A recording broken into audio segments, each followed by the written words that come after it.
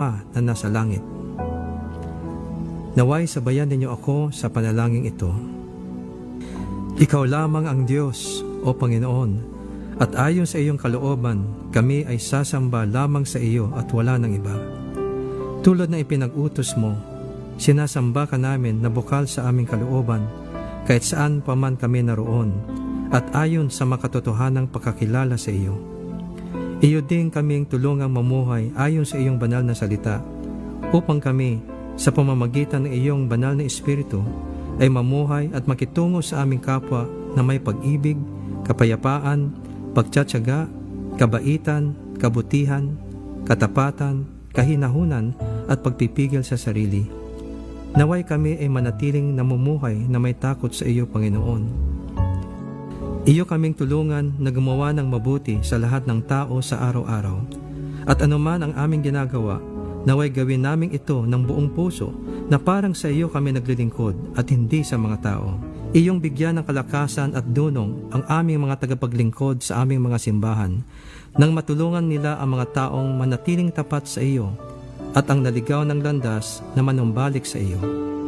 Ipinanalangin namin na naway ang aming mga simbahan ay magsilbing tahanan kung saan naghahari ang iyong pagmamahal, pagpapatawad, pagbabalik loob sa isa't isa, kahabagan, pagbibigayan, pagkakaisa, kagalingan, karunungan, katarungan at katotohanan.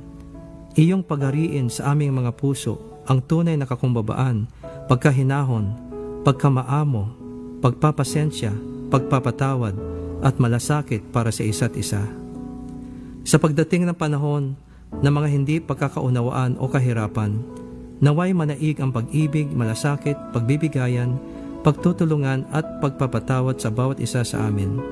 Turuan mo kami ng pag-ibig na matyaga at magandang loob, hindi mainggitin, hindi mayabang ni mapagtaas, hindi magaspang ang pag-uugali, hindi makasarili, hindi magagalitin, umapagtanim ng sama ng loob sa kapwa, pag-ibig na hindi natutuwa sa kasamaan, sa halip ay nagagalak sa katotohanan. Gawin mo kaming tagapamagitan sa anumang hidwaan at magsilbing halimbawa ng pagmamahal, pagtitiis, awa at pagtatyaga.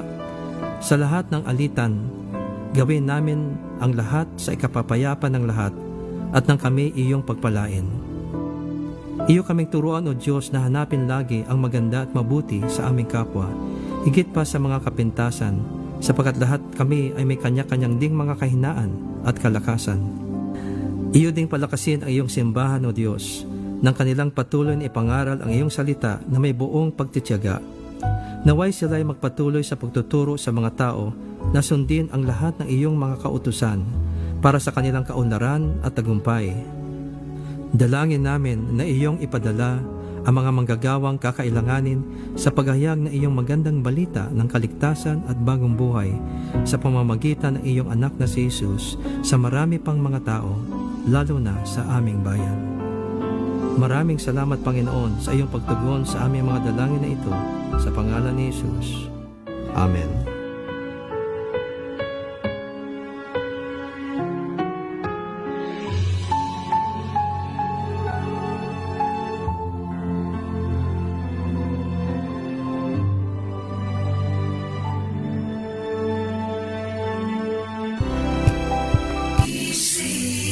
Manila Broadcasting Company. DZRH, a proud member of MBC Media Group. 6 na minuto na makalipas ang alas 4 ng umaga.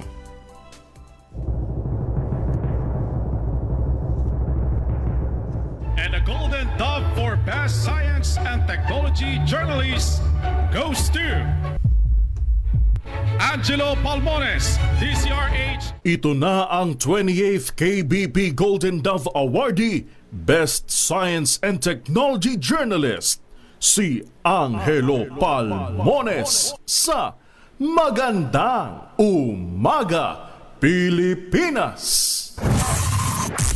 DZRH, Magandang Umaga, Pilipinas sa DZRH Radio, DZRH TV at DZRH Online. Kasama si Kuya Angelo Palmones. Magandang umaga, Pilipinas! Martes tayo ngayon, 20 na ng Enero 2026. Sa ulo ng ating mga balita, nag-file ng impeachment laban kay Pangulong BBM isa sa mga kontraktor na nabanggit sa investigasyon ng ICI. Sinasabing naging abogado din ng naging dating abogado ni First Lady Lisa Marcos. Dating Senador Bong Revilla voluntaryong sumuko sa PNP matapos isyuhan ng arrest warrant. Dalawang dating opisyal ng DPWH inaresto naman ng NBI mula sa Senado. Pangulong BBM binisita ang modernong palay processing system sa Antique, tulong sa mga magsasaka at mga mangingisda, tiniyak. Nakatenggang aganan na flyover sa Iloilo City in-inspeksyon ni Public Works Secretary Vince Dizon. Bagyong Ada humina na, patuloy na kumikilos naman palabas ng bansa. Kasama natin ang buong radyo natin FM nationwide, ang ating action radio station sa Luzon, Visayas at Mindanao. 91.7 BNFM Radio sa Cebu at 94.3 FM sa Jensen. Bagong balita, bagong impormasyon. Kasama si Kuya Angelo Palmones. Magandang umaga, Pilipinas! Sa detalye ng ating mga balita, bagamat humina na, bahagyang bumilis ang tropical depression na Ada habang tumatawid sa Philippine Sea sa silangan Luzon at patuloy na lumalayo na ng Philippine landmass o kalupaan ng Pilipinas. Ayon sa pag-asa, ang mata ng tropical depression Ada ay huling namataan sa layong 570 km silangan ng Kasiguran Aurora, bahagyang bumilis habang nasa ibabaw ito ng Philippine Sea. Ito ay may taglay pa rin lakas sa hangin na 55 km bawat oras malapit sa gitna. Ang pagbugso aabot pa rin ng 70 km bawat oras, kumikilos pa northeastward sa bilis na 15 km bawat oras. Bagamat wala nang nakataas ng wind signal, ang paglakas ng northeast monsoon o amihan ay siyang magdadala naman ng malakas na bugso ng hangin sa mga lalawigan ng Batanes, Babuyan Island, Northern at Eastern Mainland Cagayan, Eastern Isabela, Ilocos Norte, Ilocos Sur, Abra, Aurora, Calabarzon, Oriental Mindoro, Occidental Mindoro, Romblon, Marinduque, Bicol Region, Northern Samar, Eastern Samar, Dinagat Island ngayong araw. Sinabi din ng pag-asa na ang surge ng amihan ay inaasahang magpapaulan din sa Ilocos Region, Abra, Apayao, Cagayan Valley, Aurora, Bulacan, Bataan, kasamang Metro Manila, Calabarzon, Mimaropa, Bicol Region, Visayas, Caraga, Davao Region, Camiguin, Misamis Oriental, Lanao del Norte, Zamboanga Peninsula, Basilan, Tawi-Tawi, bukas naman yan, araw ng Miyerkules. Patuloy naman ang aktibidad ng Bulkang Mayon habang nananatili sa Alert Level 3. Sa pinakahuling ulat ng Philippine Institute of Volcanology and Seismology o PBOX, patuloy ang pyroclastic density currents o uson at rockfall mula sa bulkan. Naiulat din ang manipis na ashfall sa Legazpi City at Daraga habang 20 volcanic earthquake at nasa 300 rockfall events ang naitala sa loob ng 24 oras. Dahil dito pinag-aaralan ng ilang government official ang pagkakaroon ng permanenteng relokasyon para naman sa mga residenteng nanirahan malapit sa active crater ng bulkan. Di ba dapat matagal nyo na yung napag-aralan? Magandang umaga, Pilipinas! Naaalala na pag-aralan lang pagka pumuputok na. Patay ang isang rider matapos mahagip ng truck ang kanyang minamanehong motorsiklo sa pakurbang bahagi ng isang zigzag road sa Antipolo City, Rizal. Kumailalim sa truck ang rider habang nagulungan din ang kanyang angkas na lubharing napuruhan at ngayon hindi naman masyadong napuruhan, nagpapagaling na sa ospital. Ayon sa mga rescue personnel, naging pahirapan ang pagkuha sa nasawing biktima dahil naipit nga ito sa truck.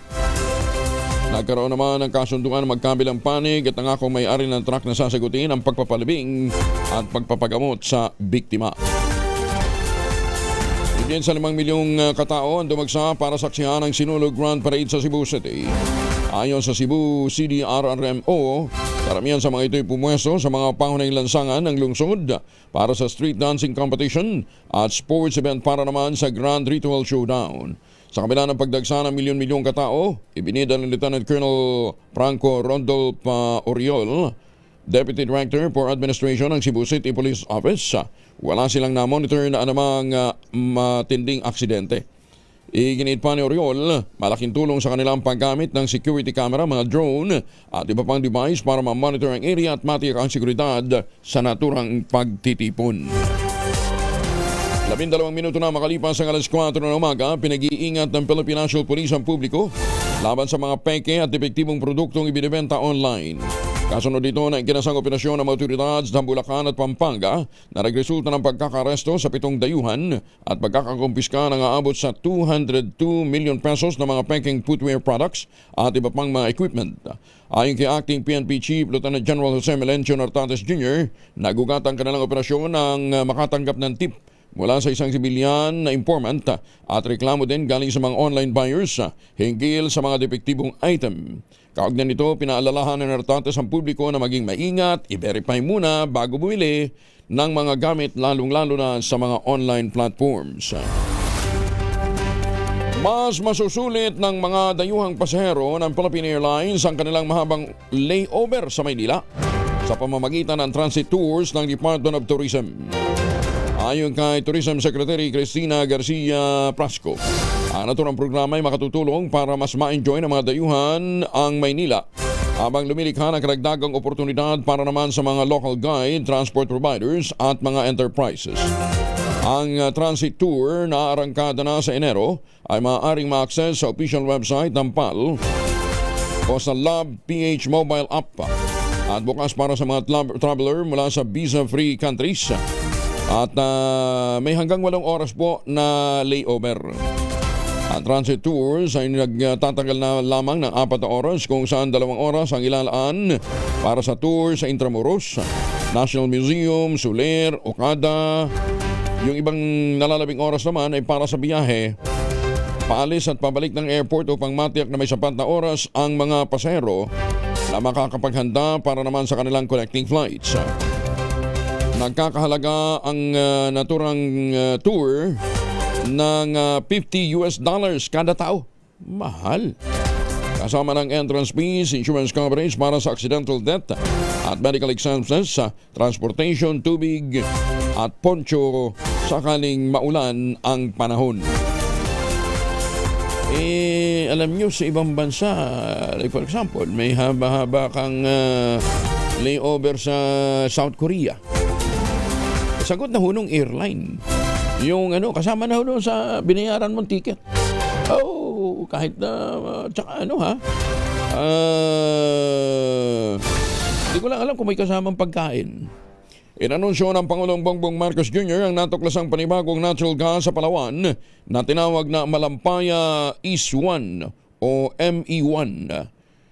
Ayon sa Pangulong BBM, nadiskubre ito 5 kilometro silangan ng kasalukuyang Malampaya Field, tinatayang may 98 billion cubic feet ng gas o katambas na may higit 14 billion kilowatt hour ng kuryente sa isang taon.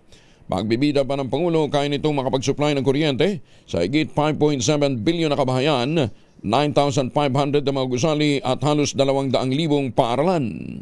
Aside from the natural gas, the discovery also includes condensate, which is a high-value liquid fuel. This additional resource can help support the government's efforts for the stabilization of our power supply. Ipinagmamalaki rin natin na Pilipino ang nanguna sa drilling na ito.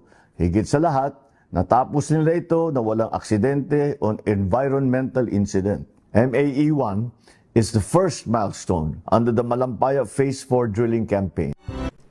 Maganda umaga, Pilipinas! Ibinida din ng Pangulong Bongbong Marcos na umabot lamang sa 120 million pesos ang kabong ginastos sa pagsasaayos naman at pagtatayo ng bagong pasilidad ng Antique Airport. Ayon sa Pangulong BBM, bahagi ng proyekto ang pagtatayo ng Air Control Tower, mas pinalawak na runway, mas malaking terminal building para sa mga pasahero at pagpapaganda ng iba pang mga pasilidad gaya ng taxiway at check-in counters. Sinabi ng Pangulo, patunay ito na kung tama ang proseso ng mga proyekto, mas maraming maaaring gawin para mapabuti at madagdagan ang serbisyo sa taong bayan. Payo ng Presidente sa Department of Transportation at iba pang mga ahensya gawing pamantayan ang Antique Airport Development Project sa iba pang mga inisyatiba ng pamahalaan. Nung sinabi sa akin, medyo nagulat ako. At sabi ko, napakamura. Yung tower pa lang, 42 million. 42 million lamang ang ginastos. Ito ay isang magandang halimbawa na kung tama ang pinaglalagyan ng pera ng tao, makikita natin napakarami na kaya natin gawin mas mabilis, mas mura at mas maganda. Pinatasan din ang Pagulong Bongbong Marcos ang Department of Transportation at Civil Aviation Authority of the Philippines. Tiyakin ang maayos na implementasyon ng Western Visayas Airport Modernization. Ayon sa Pangulong BBM, kabilang sa mga dapat tutukan ang pag-aasfalto ng runways at pagtatayo ng Airport Control Tower sa Iloilo International Airport, gayon din sa Rojas Airport. Iniutos din ng Pangulo sa kasalukuyang o sa mga kaukulang ahensya ang pagpapabili sa mga proyekto para mapakinabangan ng mga residente at mga turista. Kumpiyansa ang Pangulong BBM na ang pagsasaayos at pagpapaganda ng mga paliparan ay magpapalakas sa sektor ng turismo na makatutulong para umangat ang ekonomiya ng bawat rehiyon. Batid natin ang pagod, hirap at abalang nararanasan araw-araw ng bawat gahero, residente man o turista sa paglalakbay sa ating bansa. Madalas, nauubos ang oras, pera, minsan pati na yung pasensya bago makarating sa pupuntahan. Kaya naman, nagsisikap tayong may taguyod ang isang bansa kung saan ang paglalakbay ay mas mabilis, maginhawa. 18 na makalipas ang alas 4 ng umaga, personal ding nagtungo si Public Works Secretary Vince Dizon sa Iloilo City para inspeksyonin naman ang nakatenggang Aganan Flyover sa Pabia sa nasabing lungsod. Ang nasabing flyover ang magiging alternatibong ruta ng mga motoristang bumabaybay sa Felix Goriseta Jr. Avenue at Benigno S. Aquino Jr. Avenue. Sinimula ng mahigit 800 million pesos sa halaga ng Aganan Flyover noong pang July ng 2020. Ngunit natigil ito ng September 2022 dahil nagkaroon ng isyu ng pundasyon at disenyo. Kasunod na rin ang direktiba ng Pangulong BBM na tapusin ang matagal ng mga nakabimbing tulay sa bansa.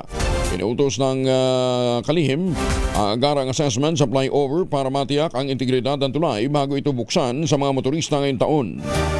Kasama sa direktiba ng kalihim, ang pagkuha din ng mga foreign consultant para sa isasagawang third-party assessment ng tulay. Pinagunahan naman ng Pangulong Bongbong Marcos at Agriculture Secretary Francisco Chularol Jr. ang inspeksyon sa bagong tapos na rice processing facility ng Hamtic Multipurpose Cooperative. Nagkakahalaga ito ng 94.8 million pesos bilang patunay sa tuloy-tuloy na hakbang ng pamahalaan para i-modernize ang sektor ng agrikultura, patasin ang kita ng mga magsasaka na isa sa mga mahalagang o partikular na sa isang mahalagang rice producing lalawigan ng Kabisayaan. Ang rice processing system na matatagpuan sa Barangay Poblasyon 5, Bayan ng Hamtic ay itinayo ng Philippine Center for Post-Harvest Development and Mechanization o PhilMec ng Department of Agriculture at pinuntahan sa ilalim ng Rice Competitiveness Enhancement Fund. Ayon sa Pangulo, dinisenyo ang naturang pasilidad upang mabawasan ang post-harvest losses at mapabuti ang milling efficiency. Kaya tinaasahang tataas ang recovery rate at gagandang kalidad ng bigas. Magbibigay din ito para sa mga magsasaka na makakuha ng mas magandang presyo sa merkado. Yan po ang ating mga ginagawa ngayon at sana po at ako'y nakakatiyak ako na kapag nasimulan na, pag na-open na ito at nagamit na ito, mararamdaman ninyo kaagad ang mas magandang patakbo, mas madali ang pagpadala ng ating ng bigas natin para sa dadalhin sa palengke. May truck pa pala, may kasama ring truck para doon, para sa lahat ng gamit ninyo, dadalhin nyo sa palengke o kung anong pangangailangan ninyo. Meron kayong sasakyan. At lahat po yan binubuo natin para masabi natin yung sistema. Ang kailangan lang gawin ng ating mga magsasaka, magtanim, at alagaan yung kanilang tanim at mag-ani. Pagkatapos nilang mag-ani ay tutulungan namin sila pag-process, pagtuyo, paggiling, pag-polishing, lahat na hanggang sa market, hanggang sa palengke. Kaya po patitibayin natin ang ating agricultural sector para tayo ay nakakasiguro sa ating food supply. Sinabi naman ni Agriculture Secretary Laurel, nasa pamamagitan ng pamumuhunan ito na bibigyan ng ating mga rice farmer sa antiken ang mga kagamitang kakailanganin upang maging mas produktibo at mapabuti ang kanilang pamumuhay, habang isinusulong din ang hangarin ng Administrasyong Marcos na tiyakin ang pambansang seguridad sa pagkain o food security. Nakatanggap na ng tawag ang hotline na nilunsad ng Criminal Investigation and Detection Group para sa ikadarakip naman ni Atong Ang. Ayon kay CIDG spokesperson Major Helen de la Cruz, pinasala na ng hanay ang nakakalap nilang mga impormasyon. Sa ngayon niya inaisilbi na ng CIDG ang arrest warrant sa lahat ng property ni Ang. Ngunit nananatili pa rin itong mailap. Negatibo po ang lahat ng operasyon. Tiniyak naman ni De La Cruz na makatatanggap ng pambuyang 10 milyong piso ang caller na makapagtuturo ng tamang lokasyon ni Ang na siyang most wanted ngayon sa bansa. Kasabay nito nagpapala ang CIDG spokesperson na paparusahan naman ang mga prank caller na magbibigay ng mga peking impormasyon sa layong ilihis ang isinasagawang manhunt operation laban sa naturang gaming tycoon. Nabigyan ng mga information at ito ay binavalidate ng aming Intel Division. So ito lang po pala ang kailangan requirements, only condition or requirements magbibigay ng information para maibigay ang 10 million reward. The SIM card lang na ginamit niya. No more questions asked. Tuluyan ang binawi ng Philippine National Police ang lisensya ng baril na inisyo naman sa negosyanteng si Atong Ang. Pinumpirma ito ni PNP Firearms and Explosive Office Chief Brigadier General Jose DJ Manalad sa gitna ng paghahanap sa buganteng utak umano ng pagkawala ng mga sabongero. Sinabi ni Manalad, 3 pistols, 2 rifle at 1 revolver ang tuluyan nilang binawian ng lisensya o ng license to own and possess firearms o LTAP si Atong. Samantala, pinag-aaralan din ng PNP ang mga posibleng reklamo laban sa ilang pulis na tumutulong sa pagtatago ng negosyante habang biniberipika na ng CIDG ang mga natanggap nitong impormasyon kaugnay ng kinaroroonan ni Atong Ang. Iniimbestigahan na nga ng Philippine National Police ang posibleng pagkakasangkot ng mga aktibo. Mayroon ding mga retiradong pulis na posibleng nagbibigay ng seguridad kay Atong Ang. Ayon kay PNP spokesperson Brigadier General Randall Tuanio, walang opisyal na police security details si Atong. Kaya pinaniniwala ang mga private security na nagpoprotekta sa kanya. Yan man, kinukumpirma pa ng CIDG na natanggap nilang impormasyon ukol sa posibilidad na may mga pulis na sangkot dito. Meron daw pong retiradong general. Nabatid na tumanggap naman ng 17 tip ang Criminal Investigation and Detection Group na posibleng kinaroroonan ni Atong Ang. Samantala, upang sugpuin ang lumalalang kaso ng illegal na online gaming sa bansa at maprotektahan din ang mga manlalaro laban dito, inilunsad ng Philippine Amusement and Gaming Corporation of PAGCOR ang PAGCOR Guarantee website. Maaring i-check ng publiko sa nasabing website kung lisensyado o lehitimo ang isang online gaming site bago maglaro o magbayad.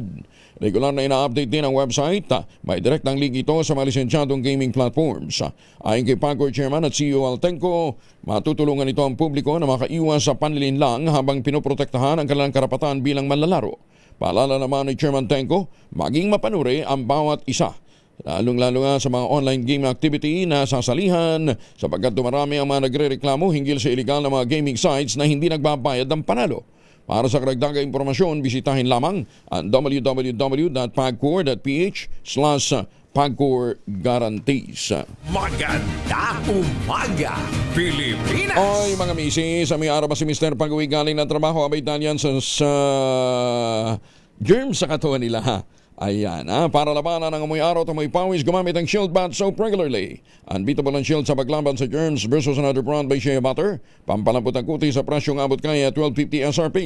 Kaya naman recommended ito ng Philippine Nurses Association. Kaya mga misis, I challenge you. Subukan ang Shield Bath Soap, galit sa sakit, may malasakit. Sulit na sulit. Sa 50 anyos na may kasong malversation at paglabag sa anti-graft law, arestado naman sa Bataan. Detalye ng balita mula kay Danny Kumilang, RS37. Danny, good morning. Naglabas ng warrant of arrest ang Regional Trial Court Branch 183 ng Maynila laban sa isang 50 anyos na lalaki. Kaugnay ng mga kasong kinakaharap nito na malversation of public fund of property o presumption of malversation sa ilalim ng Article 217 ng Revised Penal Code at paglabag sa Section 3E ng Republic Act 3019 o Anti-Graft and Corrupt Practices Act. Batay sa kautusan ng hukuman, inatasan ang mga alagad ng batas na arestuhin ang akusado na maaring matagpuan ito sa Villa Angeles, Poblacion Orion, Bataan o sa Rosal Street, Perez, May Kawayan, Bulacan o saan man siya naroon at agad siyang iharap sa korte upang maipailalim sa proseso ng batas. Naging matagumpay naman ang paghahanap, ang pag-aresto sa sospek kung saan nadakip ito sa kanyang isang tirahan. Itinakda ng hukuman ang piyansa na 60,000 para sa kasong malversation at 90,000 naman para sa paglabag sa anti-graft law. Ang nasabing warrant ay inilabas at nilagdaan ni Presiding Judge Maria Teresa Chan Bueno nitong Enero 7, 2026 sa lungsod ng Maynila. Danny Kumilang, RH37, DCRH, una sa Pilipinas, una sa Pilipino. Maraming salamat, Danny. May paaba kay Kayungan sa mga suki natin dyan po naman sa Pampanga. Maganda umaga, Pilipinas! Mga mamis, pwede tayong mag-laundry day today, ha? Kunot noo ka ba kapag makapit, madikit at malupit ang mancha? All you need is Pride. Ba't mapahirapan ang self-con sa Pride? Easy at worry-free naman ang laundry. Sa triple stain away formula, tanggal ang matitindi mancha based on tense at chocolate, mud and sabon and cotton. Gawa po ito ng ACS. Enkwentro sa pagitan naman ng 403rd Brigade at ng mga miyembro ng CPP-NPA sa La Paz, Agusan del Sur, nag-iwan ng isang patay. Detalye ng balita mula kay Jun Di Makutak, RS19. Assalamualaikum, Brother Jun. Alaikum assalam, Kuyang Angel. Patay ang isang miyembro ng Communist Terrorist Group sa enkwentro kontra 403rd Infantry Brigade, Philippine Army sa bahagi ng Barangay Casapa 2, La Paz, Agusan del Sur. Nakilala ang rebeldeng napatay na isang Alvin Manlapas alias Ivan. Hawang na-recover ang gamit nitong high-powered firearms at mga bala. Sa report mula kay 403rd Infantry Peacemaker Brigade Commander Brigadier General Sigfred Tubalado, habang nasa gitna umano ng military focus operation, nakaengkwentro ng tropa ang nasa 17 pawang armadong CPP-NPAs sa nabanggit na barangay at nakipagpalitan ng putok ng more or less 7 minuto. Bilang pagbibigay daan naman sa humanitarian consideration at pagbibigay respeto sa dignidad bilang tao, inasikaso ng tropa ang pagproseso ng mga kinakailangang dokumento para may transport ang bangkay ng nasabing komunista at nakipag-ugnayan na rin ng 403rd officials sa mga kaanak nito sa tulong ng LGU upang mabigyang disenteng libing. Ayon pa rin kay Brigadier General Tubalado, hangad nilang sumuko na lamang na mapayapa ang mga nalalabing NPA sa mga kabundukang nasa kanilang area of jurisdiction at magpapatuloy mano ang kanilang military focus operations bilang proteksyon sa mga civilian communities sa mga kabundukan laban sa mga armado. Mula sa Central Mindanao, RH19, Jun Di Makutak, DCRH, una sa Pilipinas, una sa Pilipino. Sukran, Jun. Maraming salamat. Bumuti ang kakayahang bumasa ng mga batang lumahok sa bawat bata makababasa program o BBMP ng Department of Education.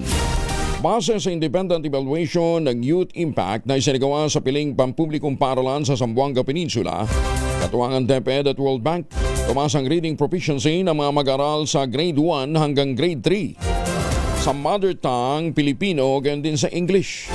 Sa grade 2, Pilipino naman, umakyat ang bahagda ng mga batang bumabasa sa tamang antas.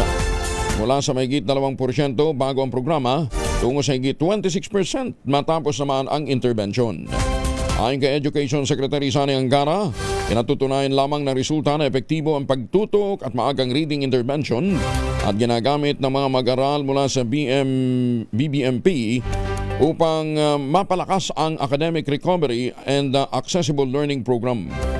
Sinabi pa ng kalihim ng DepEd, magsisilbing gabay ang pag-aaral sa posibleng mas malawak pang pagpatupad ng mga reading at learning recovery program sa buong bansa. 31 na makalipas ang alas 4 na umaga. Oy, mga misis, sa lahat ng mga may lakad ngayong araw na ito, ha? Magmaon ng proteksyon laban ho sa mikrobyo. May dalawang formulation ng family alcohol na pwede nating pagpilian. Yung family 70% isopropyl alcohol, specially prepared for clinics, hospital, pharmacies, laboratories, pero okay na okay din po yan sa ating mga households. Very effective sa disinfection at sterilization. Ganyan ang bagsik ng family 70% isopropyl alcohol. Maghapon man natin gamitin, no problem. Hindi po manuno yung ating mga kabay dahil meron po itong moisturizer. Yun namang mabangong family raming compound improved alcoholone. Ayun po yung mabangong isopropyl alcohol na ginagamit po ng mga masahista, mga barbero, mga doktor, mga nurse, mga kabadrona for sponge bathing and other cleansing purposes. Family rubbing alcohol parang di sa rachibok na sa mahabang panahon, mabibili sa namang butik at convenience stores nationwide. Family rubbing alcohol, hindi lang pampamilya, pang sports pa.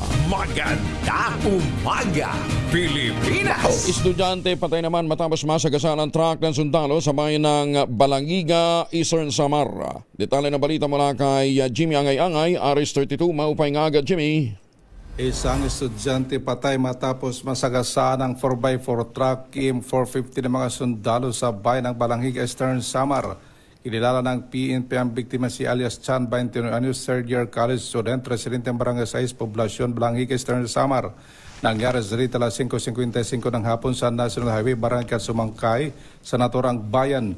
Sa investigasyon ng PNP, ang biktima ay nagmamali ng single motorsiklo matapos ang isang inuman sa kanyang kaibigan. Sa isang fiesta celebration sa Santo Niño Festival ng sumalpok ang single motorsiklo sa kasalubong na sasakyan ng mga sundalo na minamanyo ni alias Borban 5 anyos, isang sundalo residente ng bayan ng Alang Leyte. Pagkatapos malpok ang single motorsiklo sa sasakyan ng mga sundalo, nasagasaan ang biktima at tinakbo sa ospital para malapatan ng kakulang lunas, subalit idideklara na dead on arrival ng attending physician. Mula dito sa DYVL Action Radio Tacloban, ito si Arrestatito Jimmy Angay-Angay para sa DZRH. Una sa Pilipinas, una sa Pilipino. Dagan salamat, Jimmy Angay-Angay. Balita muna sa ibang dagat, opisyal nang binaklas ng Germany ang kanilang buong puwersang militar sa Greenland. Isang deployment na binubuo lamang ng 15 sundalo. Sa ulat, ang nasabing maliit na reconnaissance team na bahagi ng operasyon ng NATO ay pinaalis umano ng mas maaga kaysa sa itinakdang schedule. Bagamat maliit ang bilang ng mga sundalo, naging usap-usapan naman ang bilis ng pagtatapos ng kanilang misyon. Maraming eksperto ang naghihinala na ang hakbang na ito ay may kaugnayan sa lumalalang tensyon sa pagitan ng Europe at ng United States. Kasunod ito ng pahayag ni US President Donald Trump laban sa European countries. Bagamat hindi kinukumpirma ng Germany na may direktang koneksyon ang kanilang pag-antras ng mga tropa sa naging banta ni Trump, hindi maiiwasan ang spekulasyon na ito ay isang paraan ng pag-iwas sa lumalalang tensyon sa isang geopolitical issue. Ang Greenland ay tinuturing na isang mahalagang teritoryo dahil sa yaman nito sa natural resources at strategic position para naman sa global security. Maganda umaga, Pilipinas! Maganda umaga ko sa mga Pilipino dyan po sa Amerika. Ma'am Evan Lang dyan sa Las Vegas, good morning. At sa mga suki natin sa New Jersey, USA, kumusta na po kayo? Gayon din sa mga, yung Midnight Singers natin sa San Diego, California. Mukhang may roll out din ho sila dyan po sa Mexico. Hindi Mexico, Pampanga. Mexico doon. Yung katabing bansa ho ng Amerika. Yan, magandang umaga. Boss Manny. Tsaka kay Boss Jun Yambao. Tita Cors and Tita Lloyds. Good morning. Maganda umaga, Pilipinas! At sa lahat ng mga Pilipinong pabalik naman ng Pilipinas, lalong-lalo na yung mga seafarers natin, yung mga galing po ng Hong Kong, sa Taipei, Taiwan, Ohio, Gozaimasu, sa mga suki pasalamatan natin dyan sa Japan.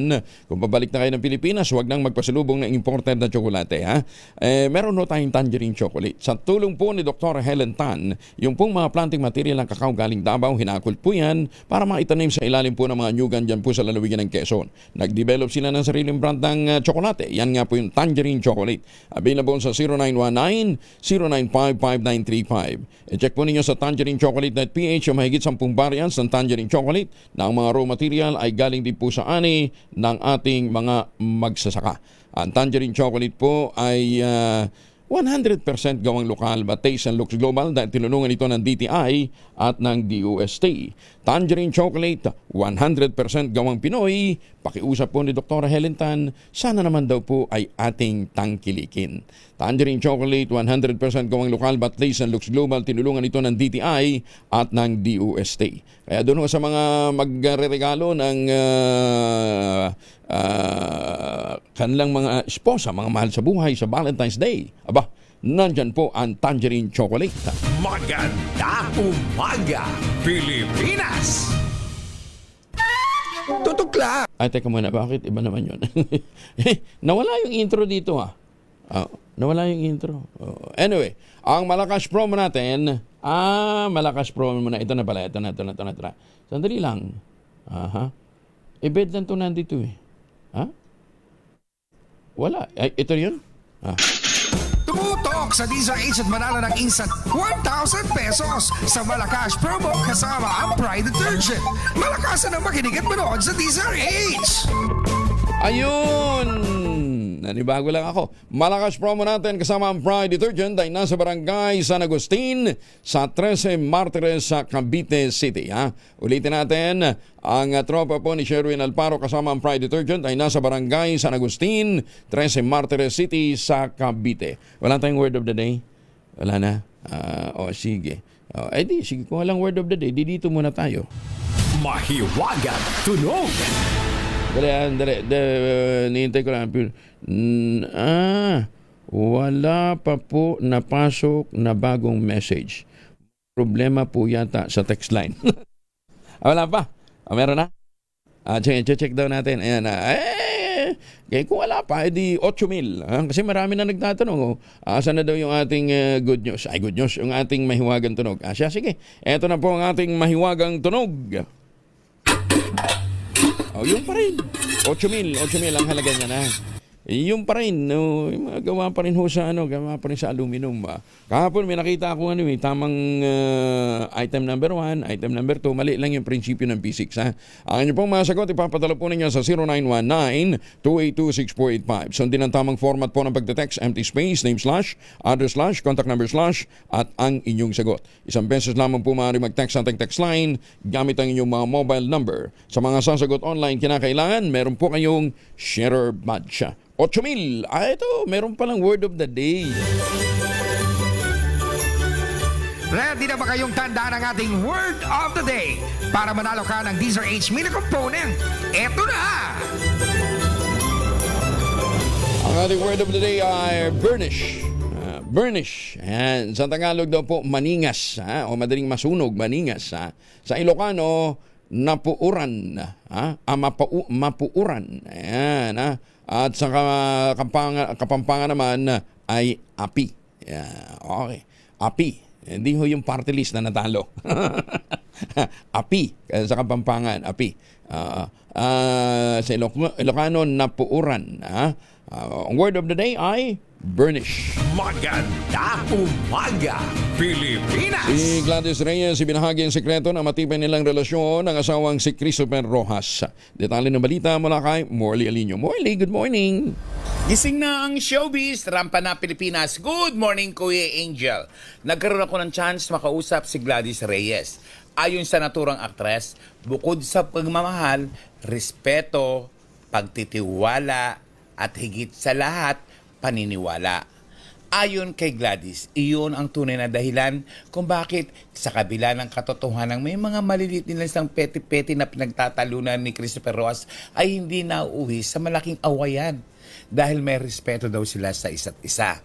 Bukod sa respeto at sa pagmamahal, naroon din daw yung paniniwala nila, tiwala sa isa't isa. Ayon kay Gladys, normal din ang buhay nila bilang mag-asawa na kung minsan nagtatalo, may hindi pagkakaunawaan, pero hindi daw sila natutulog sa magdamag na hindi nila pinag-uusapan kung ano man ang problema. Ngayon, wala nang maihiling pa si Gladys Reyes. Maganda ang karir, maganda ang kanyang love life, higit sa lahat, maganda siya. Maganda siya, oh. Yan ang ating DCRH Showbiz Hottest News. Ako po ang inyong RH47, Morley Alinio para sa DCRH. Una sa Pilipinas, una sa Pilipino. Babu. Maraming salamat, Morley. Maganda din naman si Morley. Morley, pakain ka ng breakfast, ha?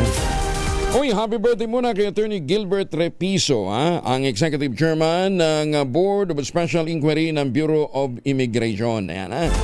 Actually, birthday niya nitong Sunday ho yata, ano ha? Ayan, ha?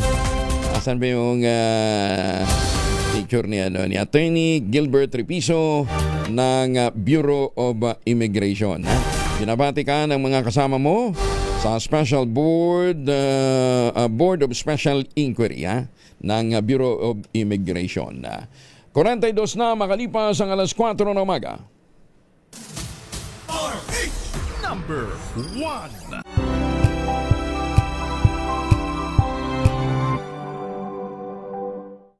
Maagang balitaan, maagang usapan sa mga issue at balita. Kasama si Kuya Angelo Palmones sa Magandang Umaga Pilipinas. Mula Lunes hanggang Biyernes.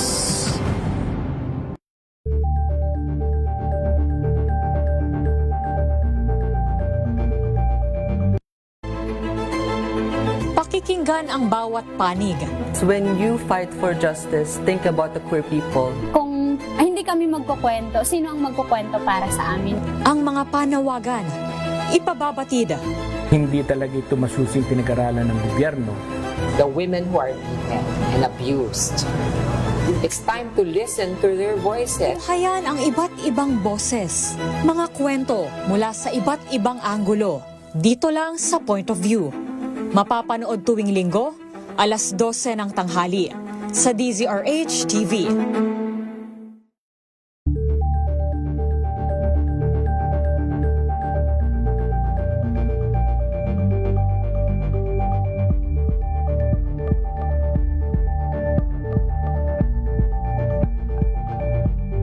Curious ka ba sa maraming bagay?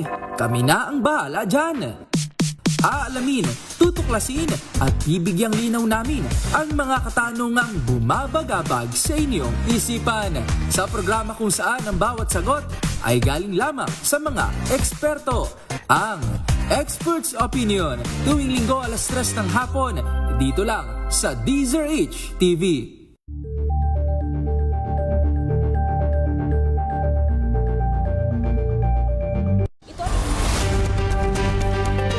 44 na makalipas ang alas 4 ng umaga, meron hong bagong pag-aaral, ha? Sherwin, standby ka lang, ha, para mapakinggan ng ating winner itong resulta ng isang bagong pag-aaral tungkol po sa mga bagong sila na sanggol at sa kanilang mga tatay. Dati ho ang sinasabi, yung skin-to-skin contact ay mahalaga para sa mga nanay at saka sa kanyang sanggol. Pero sa bagong pag-aaral, sinasabi po na mahalaga din ang skin-to-skin contact sa pagitan ng tatay at ang bagong silang na sanggol dahil hindi lamang ito simpleng paraan ng paglalapit loob ng mag-ama, kundi isang biological na pangangailangan na may malaking epekto sa kalusugan ng bata. Ayun! Sa isang bagong pagkakasusuri, ang skin-to-skin contact o direktang pagdampi ng balat ng ama sa kanyang bagong silang na sanggol sa loob ng unang oras ng pagkakasilang ay nagpapataas ng oxytocin, kilala bilang bonding hormone. Ang oxytocin din ay nakatutulong upang mabawasan ang stress ng sanggol, patatagin ang pundasyon ng emosyonal na koneksyon ng mag-ama at gawing mas kumpiyansa ang mga ama sa kanyang bagong papel bilang magulang. Ayon din sa pag-aaral, ang mga sanggol na nakararanas ng skin-to-skin contact mula sa kanilang ama ay nagpapakita ng stable na tibok ng puso at paghinga, mas mabilis ang kanilang pag-adjust sa buhay sa labas ng sinapupunan. Maayos din ang body temperature. Nagsisilbing natural na incubator ang dibdib ni tatay. Mas mahimbing ang tulog ng baby. Dahil mas mahaba ang kanilang cortisol o stress hormone, mas madaling o mas madalang silang umiyak. Aba, yung palang solusyon ha, para wag maging iyakin ng baby. At nagkakaroon ng mahimbing na tulog na mahalaga para sa development ng kanilang utak. Kaya sa mga daddy niya na, wag purong si mami lang ang binubuhat pagkatapos manganak o niyayakap. Ha? Dapat yung bagong silang din pong baby. Mahalaga rin ang inyong paghele o pagyakap kay baby at katuwang siyempre ni mother, ng nanay, sa pagpapalaki at pag-aruga ng inyong mga anak. Ayan, ha? Hindi lang yung napupuyat lang si mami. Dapat kasama din si daddy sa pagpupuyat. Ano ha? Hindi yung pinupuyat na si mami. Pupuyatin pa ni baby. Maganda umaga, Pilipinas! Alamin natin kung relate dyan si Sherwin Alparo. Tumutok sa DZRH at manalo ng instant 1,000 pesos sa Malakas promo kasama ang Pride Detergent. Malakasan ang makinig at manood sa DZRH! Magandang umaga sa mga taga-Tacorong Sultan Kudarat at magandang umaga din sa mga taga-Anilaw, Batangas at sa mga taga-Kidapawan City. Daddy Sherwin, kumusta ka na? Yes, magandang umaga kay Angel. Nako, relate ako dyan yung paghiga sa dibdib. Kanino? Sino pinahiga mo sa dibdib mo o ikaw humiga sa dibdib? Pag yung dibdib ng aso ko. Yan. Tatlo aso ko, no? Ayan, sige na. Tatlo dibdib na mga yun. Masarap pumiga sa dibdib kasi parang insulator. No? Ganun. Uy, totoo nga. birthday pa lang ngayon ni dating Senador Coco Pimentel, ano ha? At saka ni PCSO GM Mel Robles. Sana ako'y pinapakita mo, di ba? Ako pa yung nagsasalita. Pinapakita agad yung winner. Ako'y kinakausap pa yung Angel. Sige. Kaya pinihit ko muna yung camera dito. Pero ito talaga yung winner natin ngayong umaga. Pangalawa ko yan. Marvin Visitasyon po. Marvin? Visitasyon po. Visitasyon. Marvin Visitasyon. Yan lagi. Taga saan ka? Taga 13 Martires po, Cavite. Okay, tamo? Ang probinsya? Bicol po, Albay. O, tignan mo, taga-probinsya na ng Cavite, Bisitasyon taga-probinsya nga pa ng Albay. Bisitasyon nga, bumisita lang dyan. Bumisita lang. Bumisita lang sa 13 Martires. At yung cellphone mo, pakita mo yan, palagi naka-DZRH yung kanyang cellphone. Ayan. Kaya nung tanongin natin kanina kung nakikinig siya ng radyo, nakikinig siya ng radyo, at ang pinakikinggan niya ay si Angelo Palmones po. Ayan. Yes, Kuya Angel Palmones tuwing umaga yan habang nasa... Kasi ang trabaho ni Kuya Marvin ay nagta-tricycle. Tricycle driver po. Habang nagta-tricycle ka, naka-tune in ka rin sa yung sasakyan. Opo, sa cellphone po. Naka-headset. Ayun. Palagi nakatutok sa cellphone. Ayan, eto. Dahil paborito mo si Angelo Palmones, eto, meron kang 1,000 pesos. Salamat po. Maraming salamat po sa DZRH. Oo, at syempre, kapag nakuha mo pa yung ating word of the day, makukuha mo rin yung ating DZRH mini component. Burnish po. Burnish! Yan ang burnish sa Kapampangan ay api. At sa Ilocano naman ay, ano ba yung sa Ilocano, Kuya Angel? Sa Ilocano ay, yan, basta. Ay, basta yun, no? Basta maningas. Binura ka dito eh. Kasi tinatanggal nyo dyan sa monitor eh. Kaya naman, nakuha mo yung ating DZRH mini component. At syempre, meron ka pa rin pang Chinese New Year Medianoche basket. Yan, nakompleto yan. At syempre, meron pang pinakamalaki, pinakabago, pinakababango ang Pride with Fabric Conditioner Korean Strawberry Bloom Detergent Powder with stain away formula. 2 kilo yan. Kaya naman sa dimakmak na labahan, ubos yan sa Pride Detergent. Maraming pong salamat sa DZRH at saka po kay Angelo Palmones po. Salamat po sa regalo po. Ayan. Parang malungkot si Marvin, ano? Oo nga, parang malungkot. Batiin mo kaya yung mga kamag-anak mo? Wala pa po singal mo sa po. Ha? Binabati ko po dyan yung taga Bicol po, yung mga kamag-anak ko po dyan. Diyos marahingaga. Po. Nandito po ako sa Cavite ngayon. Ayan. Ay, sa mga naghahanap kay Marvin, andito lang siya sa Cavite. Paano ka nakapunta naman dito? Taga rito po tatay ko eh. Taga Cavite po. Bicycle driver rin po. Ayun, so ikaw ang nagmana. Opo, dalawa na po kami. Oo. Dalawa na kayo. Pinamanan yung, binigyan din siya ng tricycle. Minana mo yung tricycle niya? Hindi po. Boundaryan ko lang po yan. Binaboundary. Ilabasan lang po ako eh. Oh. Ilan ang anak mo? Dalawa po. Dalawa. Isang 4 months tapos isang 6 years old po. Oo. Dapat yung baby nilalagay din sa dibdib. 4 months sa dibdib? Oo. Opo. Dapat pinaghihili din. May bonding. Oh, siya. Sige, congratulations. Sige pa, para may pambili na tayo ng pang... Po, salamat po, Angelo Palmones. Ayan, walang po anuman. salamat sa biyaya niyo po. Okay, mabalos. Ayan, Okay. At sa mga nais manalo ng 1,000 pesos lagi tumutok sa DZRH, baka kayo nasusunod dating winner sa DZRH Malakas promo kasama ang Pride Detergent Aris number 6, Sugar Cane Battle Faro DZRH, una sa Pilipinas, una sa Pilipino. Tutok lang, tutok na sa DZRH Radio, DZRH Facebook, DZRH YouTube, at DZRH TV. Baka ikaw na ang susunod na winner sa DZRH Mas Malakas promo. Maganda umaga, Pilipinas! 52 na makalipas sa alas 4 ng umaga, nasa kustudiya na ng Bureau of Customs ang aabot sa 44 million pesos halaga ng puslit na sigarilyo. Naharang ito ng mga tauhan ng Philippine Navy sa karagatang bahagi ng Pantukan, Davao de Oro.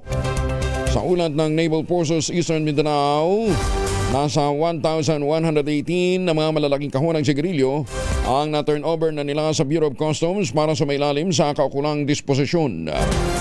Ang Naval Forces Eastern Mindanao ay nasabat ng Northern Naval Forces Eastern Mindanao ang mga kontrabando mula sa Hulu-Sulu at ito'y lula ng motorized boat Kaisar na gawa naman mula at gawa daw po ito sa Indonesia. Ayon naman kay Customs Commissioner Ariel Nepomuceno, napakahalaga ng naturang operasyon ng Naval Forces Eastern Mindanao para masawata din ang patuloy na mga smuggling gamit ang ating napakalawak na karagatan.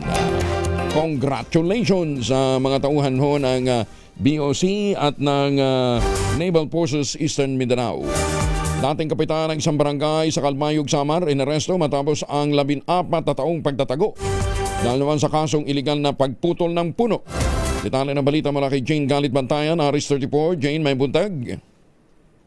Inaristo ang isang dating barangay captain sa isang barangay ng Calbayog City sa Samar na isang senior citizen matapos sa 14 na taon na pagtatago sa batas. Ayon sa ulat ng PNP, itinuturing itong wanted dahil sa kasong iligal na pagpuputol ng kahoy. Mayroong warrant of arrest sa nasabing akusado na ibinaba ang korte. Matagumpay itong nahuli ng tauhan ng First Samar Provincial Mobile First Company sa Barangay Makatingo, Kundi District, Calbayog City sa Samar kahapon Enero 19. Ang nasabing operasyon ay sinagawa sa ilalim ng direktong supervisyon ni Police Lieutenant Colonel Norman Kiatong, ang First Commander. Ayon sa ulat ng PNP, ang naaresto ay kinilala sa kanyang alias sa si Kenny, 74 anyos, dating barangay captain at residente ng Barangay Makatingog o Kindo District, Calbayog City sa Samar. Ang warrant ibinaba noong December 9, 2013 pa at may piyansa na inilagak ang korte na nagkakahalaga ng 40,000 pesos para sa pansamantalang kalayaan. Ang naarestong akusado ay dinala sa impila ng First Samar Provincial Mobile First Company Quarters para sa dokumentasyon at ililipat ito sa Calbayog City Police Station para sa karagdagang proseso at muling iharap sa korte. Mula sa Aksyon Radyo Katarman, RH30 for Jane Galit Bantayan ng DZRH. Una sa Pilipinas, una sa Pilipinas. Daghang salamat, Jane. Samantala, sa 63 anyos na lolong tricycle driver naman arestado matapos magpaputok ng baril. Yan po ito sa bayan ng Santa Maria, Pangasinan. Detalye na balita mula kay RH38 Freddy Fajardo. Masantos siya kamasani siya kaamin sa ating mga kababayan dyan sa Pangasinan, Freddy. Masantos siya kabusan, Kuyang Angel. Nasa kustodiya nga ng Santa Maria Police Station ang 63 anyos sa tricycle driver na lolo na residente ng nasabing bayan matapos itong mahulihan ng baril. Batay sa ulat ng Santa Maria Police Station na nakarating sa tanggapan ni Provincial Director Colonel Arbil Merculio, alas 12:10 ng hapon nagresponde ang kanilang tropa sa gilid ng Agno River sa Barangay San Patricio, particularly sa ilalim ng Narciso Ramos Bridge, at naakto ng suspek na hawak pang kanyang baril na isang caliber .380 pistol Colt na may 6 na bala habang nakikipagtalo ito sa ilan nilang kasamahan. Sa investigasyon, nagkaroon ng piknik sa lugar ang suspek at kanyang mga kaibigan hanggang sa magkaroon ng mainit ang pagtatalo sa gitna ng kanilang inuman nang biglang maglabas umano ng baril ang suspek at pinaputok. Walang naipakitang lisensya ng kanyang baril ang suspek na ngayon naharap sa kaso ng alarming scandal at paglabag sa Republic Act 10591 and Act providing for comprehensive law on firearms and ammunition. Mula sa Action Radio Pangasinan, ito si Freddy Fajardo, Warriors 30 Tag-uulat para sa DCRH, una sa Pilipinas, una sa Pilipino. Maraming salamat, Freddy. PAGCOR at Philippine Sports Commission sana puwersa naman sa pagtatayo ng world-class sports facilities para sa mga atletang Pilipino. Detalye na balitang mula kay Let Narciso, RH14. Let, good morning. Inanunsyo ni Executive Secretary Ralph Recto ang pagtutulungan ng Philippine Amusement and Gaming Corporation at ng Philippine Sports Commission para sa pag-upgrade ng sports facilities at pagpapalakas ng athlete development sa buong bansa. Ayon kay Recto, layo ng hakbang na bigyan ng tamang pasilidad, sapat na suporta at maayos na espasyo ang mga Pilipino para mas mahasa ang kanilang galing sa sports. Sabi ng kalihim, kabilang sa napagkasunduan ang pagkumpleto at modernisasyon ng mga pangunahing pasilidad tulad ng Ilocos Norte Sports Institute and Research Building at ang conversion ng General Luna Convention Center sa Siargao bilang Water Sports Training Academy. Kasama rin dito ang pag-upgrade ng Siargao Sports Complex, Zamboanga City Sports Complex bilang Regional Training Center at rehabilitasyon ng Athletic Bowl sa Baguio para sa Cordilleras. Binigyang diin ni Recto na ang partnership ay patunay ng matibay na commitment ng pamahalaan sa pamumuhunan sa potensyal ng mga atletang Pilipino. Ito si Let Narciso para sa DZRH, una sa Pilipinas, una sa Pilipino. Maraming salamat, Let. Magandang umaga, Pilipinas! 58 na makalipas ang alas 4 ng umaga. Ay, magandang umaga ho sa ating mga suki, ha? Alam ho ba ninyo na meron ho tayong makatutulong, meron ho tutulong sa inyo para malunasan yung problema kapag kayo po ay kulang sa tulog, ha? Ay, magandang umaga ho sa mga mga Pilipino dyan po sa Japan, ha? 2 degrees daw po ang lamig ngayon ng temperatura, sabi ni Kaloy. Ha? Ohayo gozaimasu sa ating mga kababayan dyan po sa Japan. Ha? Hindi, Kaloy, nasaan ka ba? Tokyo ba? Osaka? O sa Hokkaido? Talagang malamig. Ha? Oo. Kaya para ho doon sa mga kababayan nating problema ho ay yung madalas na pagpupuyat. Aba, eto, may panlaban tayo sa puyat, pagod at stress. Ang Ultimayo po ay postbiotic with Lactococcus lactis strain plasma. Dumaan po ito sa mahabang clinical trial sa Japan. Hindi testimonial, hindi kwentong kutsero, kundi human clinical trial. Ang bawat capsule ng Ultimayo ay nagtataglay ng 50 billion cells ng Lactococcus lactis strain plasma. Kaya po napaka-potent po nito na pagpasok po sa ating katawan, ina-activate nga po yung PDC, yung plasmacytoid dendritic cell. Yan po yung tinatawag na commander ng ating online system. Ang Ultimayo po ay nakatutulong para ma-achieve natin ang magandang tulog. Siyempre, pagka magandang tulog, may panlaban tayo sa puyat, pagod at stress. Ilan lamang yan sa mga benepisyo po ng Ultimayo, ha? Kung meron pa ho kayong mga katanungan, abay mag-text lamang po sa 0931-033-2871. Ulitin natin, ha? 0931-033-2871. Kahit po yung nandyan sa abroad, ha? O pwede ko mag-text dyan kung may mga concerns pa ho kayo, ha? Ang Ultimayo po ay rehistrado sa Food and Drug Administration, halal certified. Available po ito sa Mercury Drug, HB1 Plus Pharmacy, Curamed, Amesco Drug. At kung ngayon pa ho kayo bibili ng isang box ng Ultimayo Postbiotic, yung 30 capsules sa alinmang Mercury Drug Store sa buong bansa, makakakuha ka ng free 100 pesos Mercury Drug Gift Certificate. Prom runs until July 31, 2026 only. Per DOH FDA CFRR Permit Number 0981 Series of 2025. Mahalagang paalala, ang Ultimayo ay hindi gamot at hindi dapat gamitin panggamot sa anumang uri ng sakit. Curly Diskaya itinuturo ng 2 testigo na siyang o sa kanya galing yung impormasyon na si dating Speaker Martin Romualdez ang may-ari ng isang bahay na binili sa South Forbes sa Makati City. Ibang balita yan ni Raymond Denpan sa RH28. Raymond, good morning. Personal na itinuro ng 2 testigo na humarap sa Senate Blue Ribbon Committee ang kontraktor na si Curly Discaya ang nagtungo sa bahay ng kanilang amo sa number 13 Tamarin Street, South Forge, Makati City at pinamamadali ang kanilang pagbakante sa bahay. Ayon sa 2 testigo na tinawag sa mga alias na Maria at Joy, February 1, 2024 nang nagtungo sa bahay na kanilang pinagtatrabahuan si Discaya na hindi pa nila alam ang pangalan noon. Ang deadline nila na January 31 na pagbakante sa bahay na extend lang hanggang February 3 dahil nagmamadali umano ang bagong may-ari na si dating House Speaker Martin Romualdez. Sabi ng 2 testigo na kilala na lang nila si Discaya nang nakitang nakabanderang mukha sa television nang nagsimula ng investigasyon sa flood control scandal. Pinatayo ni Senador Ping Lacson ang 2 para ituro si Discaya na kanilang ginawa dahil personal nila itong nakaharap ng pinuntahan sila sa bahay ng kanilang amo. Inilahad ni Lacson ang original na may-ari ng bahay ay ang negosyanteng si Doris Magsaysay Ho at ang tenant ay si Rico Ocampo bago umano nabili ni Romualdez. Para sa senador, mahalagang impormasyon na inilahad ng 2 testigo na maaring ipursige ng mga investigating agencies. Narito ang bahagi ng hearing ng Senate Blue Ribbon Committee. Pareho kayo na ina-identify nyo na siya mismo yung kaharap ninyo na sinasabing ang may-ari ng bahay, si Speaker Romualdez at kailangang umalis na kayo? Kindly answer, use the microphone.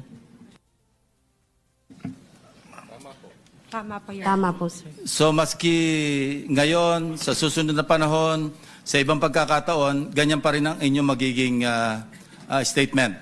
Correct, Your Honor. Ito si RH28, Raymond Adpas para sa DZRH, una sa Pilipinas, una sa Pilipino. Maraming salamat, Raymond. Magandang umaga, Pilipinas! 2 minuto na makalipas ang 5:00 ng umaga.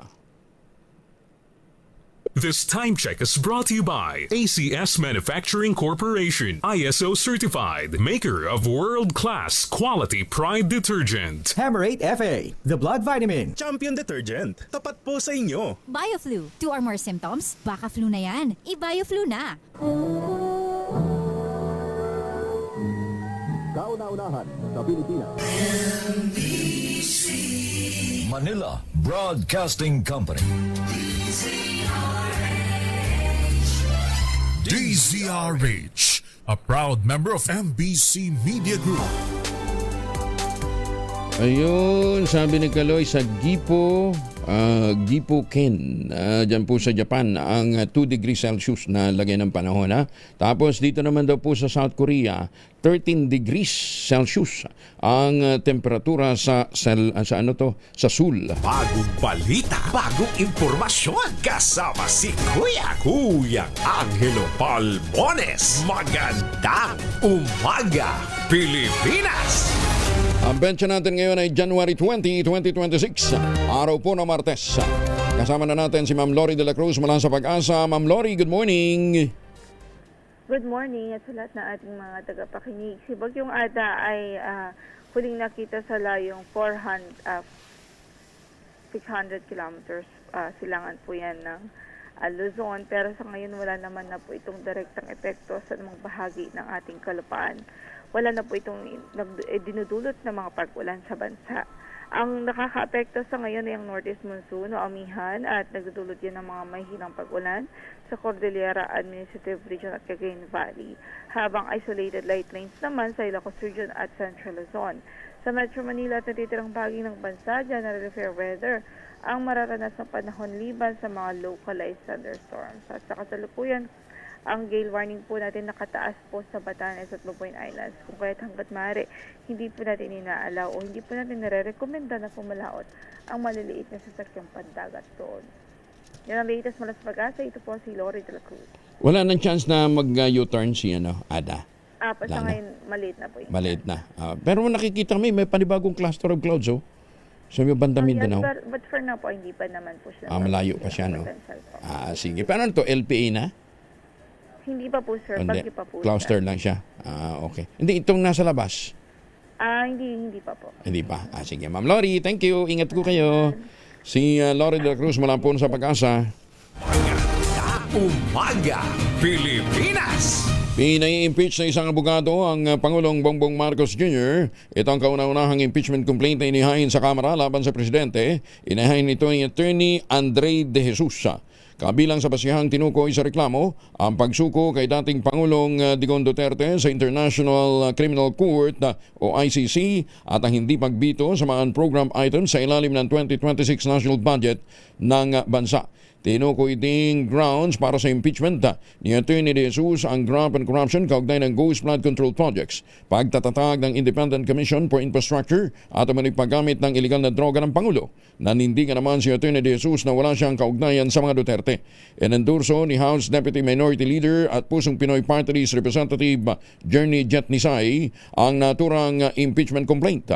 Matatandang isa si Nisay sa mahigit 200 kongresistang pumirma naman sa impeachment complaint laban kay Vice President Sara Duterte. Si Nisay din po ay isa sa mga tinuturong kontratista. Ayan. Iginagalang ng Pangulong Bongbong Marcos ang paghahain ng impeachment complaint laban sa kanya sa Kamara. Ayon kay Presidential Communications Office Chief Dave Gomez, kinikilala ng Pangulo ang demokratikong proseso sa ilalim ng konstitusyon at ang karapatan ng publiko na maghain ng reklamo. Kumpiyansa rin ang Pangulo na aksyonan nito ng Kongreso ng may katapatan, integridad at naayon sa umiiral na batas.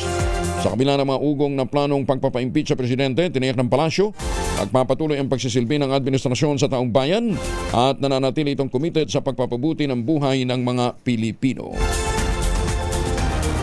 Isa sa 8 contractors na inirekomenda ng Independent Commission for Infrastructure at Department of Public Works and Highways na kasuhan kaugnay ng flood control scandal, ang kongresistang nag-endorso ng kauna-unahang impeachment complaint laban sa Pangulong BBM. Ito ngayon si Congressman Journey Jet Nisay ng Pusong Pinoy Party List.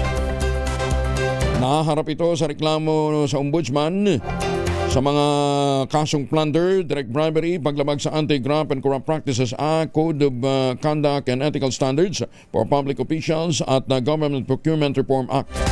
Sinisayan na nungkulan sa Kamara mula pa noong 2022, bahagi ito ng minority bloc.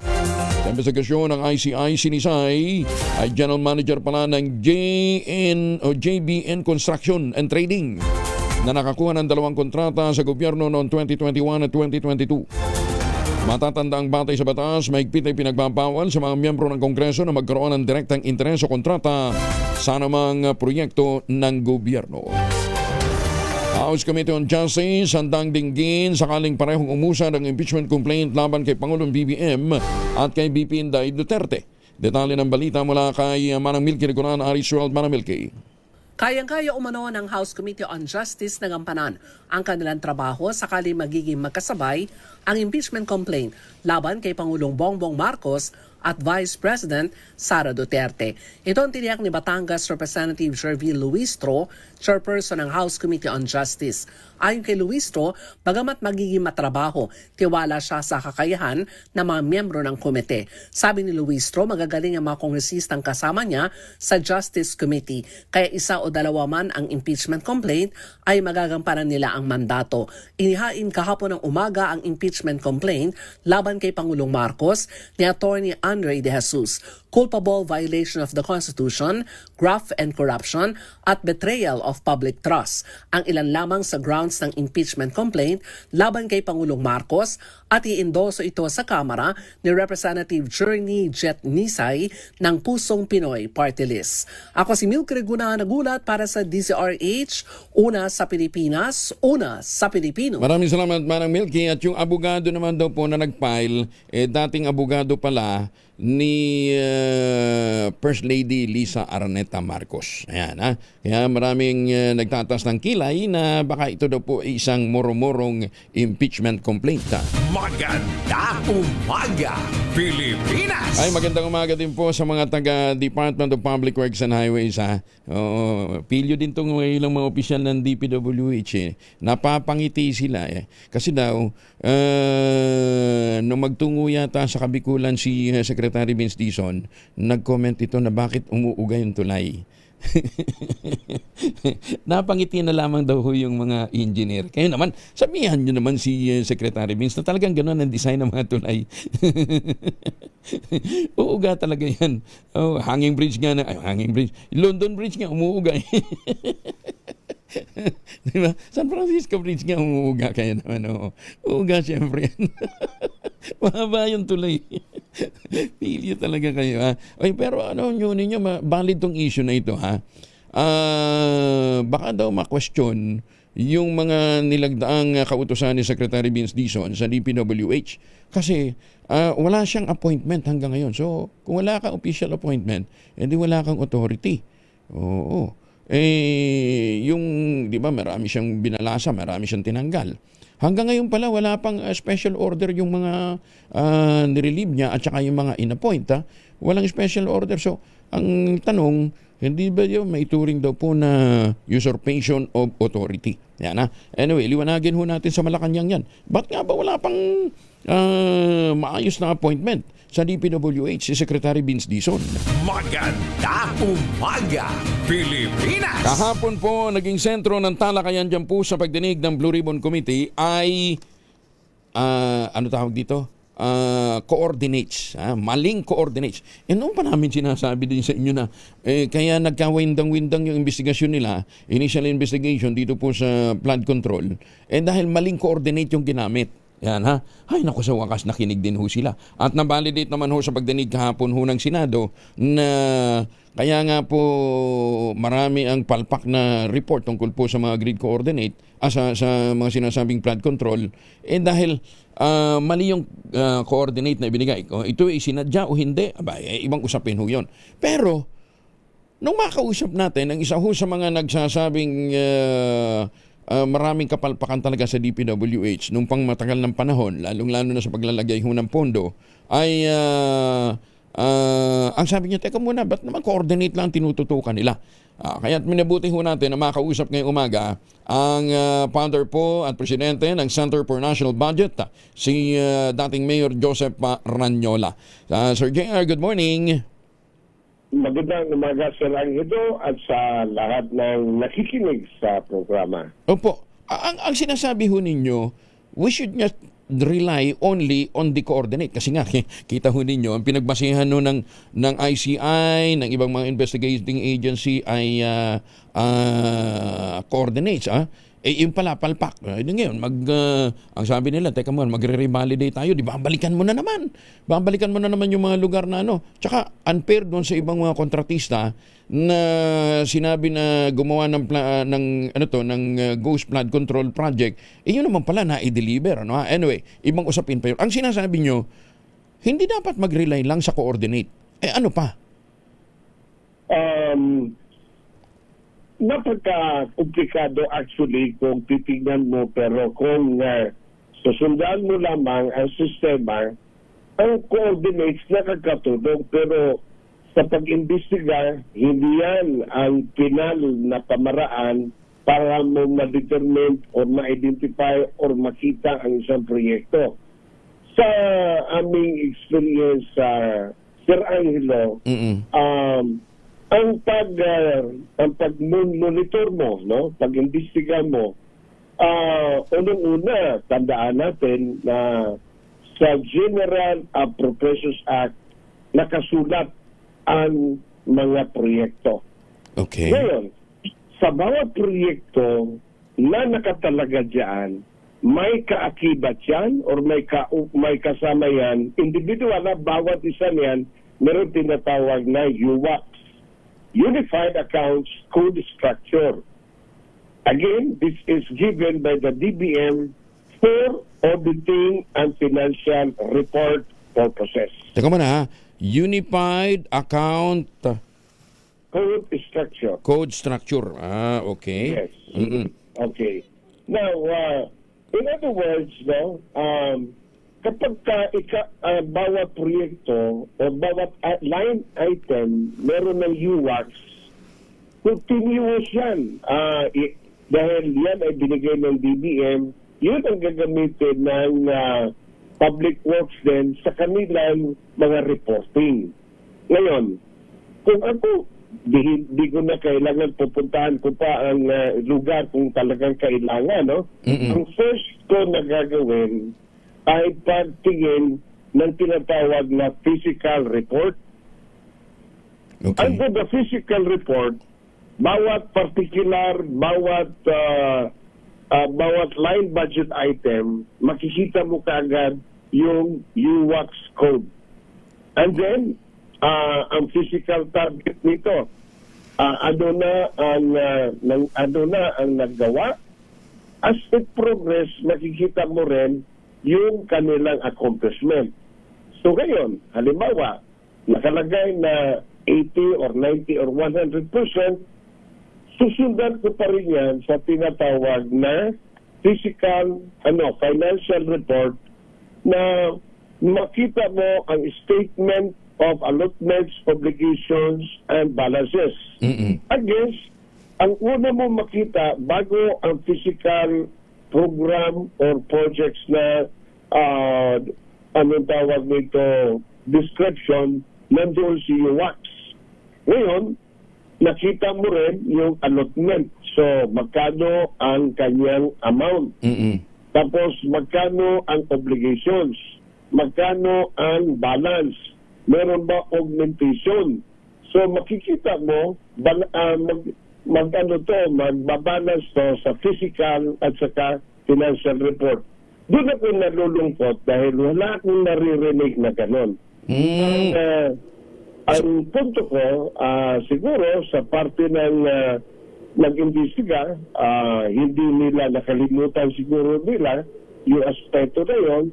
Otherwise, my God, matali mong i-determine kung anong sitwasyon ng isa na proyekto. So kung sinabi mo na 4,000 yan, or 30,000 yan, or 50,000 projects yan, may kakibat na UWAX, susundan ko lang yan, and then, saka ako pupunta na magkaroon talaga ng actual, kung gusto mo, puntaan mo na para sa actual inspection. Okay. Sir JR, kung ang pagbabasihan na natin, yung input din nila na ilalagay dun sa UWAX, Unified Account Code Structure, paano nga kung may collusion? Kasi yun ang halimbawa dito sa Bulacan, kaya ho naging namayagpag yung Ghost Project, kinonsinti pati ng mga taga-kuwa lahat sila on the take Dahil meron din po tinatawag na abstract of bidding. Makita mo kagad collusion kasi halimbawa sa distrito, sa abstract of bidding, yung binibid na isang proyekto, makikita mo sino ang nag-bid, magkano ang napanalo at sino ang nanalo. No? So, sa halimbawa, meron mga 50 na proyekto, kung pare-pareho lang na company ang nanalo, through abstract of bidding, ma-determine mo rin. So, you're saying... So, ang importante lang na sa kahit anong gagawin mo at anong investigation mo, sa lahat ng mga proyekto at mga activities or programs or kahit na anong mga serbisyo, lahat yan, kapag ka na-ibig, actually nga, di ko maintindihan, no? Because systematic ang ating procurement. No? So, kung titignan mo, yung paper trail, ano yung, anong tawag dito, by the time na nanalo ka, bibigyan ka ng notice of award, meron kang notice to proceed, tapos bibigyan ka ng mobilization, progress billing, final payment. So, meron mo yung mga amount na yan at saka klase ng dokumento, hindi ka pwede magtago. Kung kumpleto ka sa dokumento. Ayun. So, again, ako, kahit wala akong coordinates, basta meron na akong physical, meron lang akong financial report, at meron lang akong tinatawag na abstract of bidding, kuha ko lahat. Hindi po pwedeng magtago ka sa ganung klase na transaction. Ayun. Kahit sabihin mo na ghost pa, Kaya nga nalaman mo, Ghost, dahil may documentation. Wow. Merong proposal, merong approval, merong release. Oo. Bakit ka pwede magtago? Pero kung hindi ka marunong mag-appreciate sa mga ganitong dokumento, magtago ka dahil wala ka talagang makikita dahil ikaw mismo ghost ka na naghahanap. Teka muna, kaya hindi nila binabanggit yung UACS, ha? Yung Unified Account Code Structure, para nga maitago. Yan nga, kwento. Okay. Anyway, sa mga taga-ICI na nakikinig ngayon, alam ko nakikinig yung mga kaibigan natin dyan sa Independent Commission for Infrastructure. Ayun, silipin nyo na rin yung UACS sa bawat project. Silipin ang UACS, silipin ang abstract of bidding, silipin ang financial at saka physical report. Makikita mo na lahat ang sitwasyon at ang mga proyekto na meron sa departamento ng public works. At saka nila puntahan doon sa sa yung actual para okay. Anyway, well taken at nakakatuwa yung sabi niyo ba wala din silang kumpletong list ng projects? Posible yan. Kung ako maliit na anong tawag dito, maliit na grupo na nag-monitor, alam mo, nakakainis actually. Makikinig ka isang tinatawag na spokesperson tapos di mo alam pinagsasabi mo. Kawawa ang departamento. And kawawa ang mga tao. Okay. Sige, loud and clear. Last point na lang. Na-review nyo na yung na-review nyo na yung tawag dito? GAB, yung GAA pala. General Appropriations Act sa 2026. Na-review mo na? Hindi pa? Yes, na-review na. May flood control, di ba? Aminado naman ang Senado na may flood control. Sa totoo lang, yung sinasabi ni Senator Lacson, tama yun dahil sa public works lang actually merong isang item na nagsabi deserting, dredging, and cleaning, di ba, flood control yan, no? Lumusot yan. Magkano? Lumusot yan doon sa BICAM. At saka doon sa CPAG, meron ding patukol sa flood control at saka sa basic infra, yung BIP sa kuan. So, nandoon pa rin, Sir Angelo. Total. Again? Total, magkano ang total? Anong tawag nito? Maliit siya, Sir Angelo. I think nasa mga 200 to 300 million lang yan. Okay. Pero, hindi yung amount, Sir Angelo, dahil alam mo, kung susundan mo yung kaso ng Disbursement Acceleration Program, meron doon Supreme Court decision, very clear yun, na kapag anong tawag dito, kapag meron ka augmentation or meron kang realignment, hindi mo pwedeng gagawin yun na wala kang existing na line budget item. So para sinadya yan na nakapark lang. Tapos alam mo, siyempre, sa 2025 budget nila, marami talagang savings yan. So, saan mo ilalagay? So, gagamitin mo yung mga yun. Ayun. Anyway, sige, abangan ho namin yung iba pang mga disclosure ho ninyo. Alam ko, tumawag na rin sa inyo si Senator Ping. Hindi pa naman. Hindi pa naman. Pagkaling lang talaga si Senator Ping. Talaga?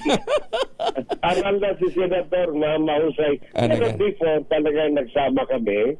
Pero ngayon, aral na yan. Hindi mo na maloko si Senator. Okay. Sige. Tawag ko kami pagka meron pa kaming nakita mga bagong information na Sir JR. Thank you. In the meantime, dagang salamat, may buntag. Si, May partner ka si Ginoong Joseph Ranyola ng Center for National Budget. Ilang dekada na ho nilang pinag-aaralan ang General Appropriations Act ng bawat taon. Ano, ha? At sila nga ho yung una nagsabing may double, may triple allocation o appropriation sa iba't ibang sa isang project. Noon pa yan, ayaw nyo pakinggan eh. Diba? O ngayon, namumroblema sila dahil nabuking lumalabas pala sangkaterba ang mga gross projects dahil nga po sa double, triple appropriation. Maganda umaga, Pilipinas! Pero alam nyo, kawawa yung mga negosya. Tama si Senator JB kahapon eh. Diba? Dapat madaliin natin to. Para dun sa mga legitimate naman na mga kontraktor, mabigyan sila ng pagkakataong maipagpatuloy yung kanilang mga proyektong hinahawakan at maipagpatuloy din po yung maipagpatuloy yung kanilang negosyo. Dahil driver ho ng economy yung mga construction projects na ganyan sa dami ho ng nadamay dahil nga po sa kawalan ng due diligence dahil ang ginamit ay palpak na coordinates hindi nga natin alam kung sinadya at hindi Ay, sus, may kawawa ho yung mga falsely accused. Maganda umaga, Pilipinas! Sabi nga nila, justice delayed is justice denied. Ito hindi nga wrongfully accused sila. Pagkatapos nakahold ho yung kanilang mga project, nakahold yung kanilang mga pera. Sino naapektuhan? Yung mga manggagawa, yung mga nagtatrabaho, yung kanilang mga empleyado.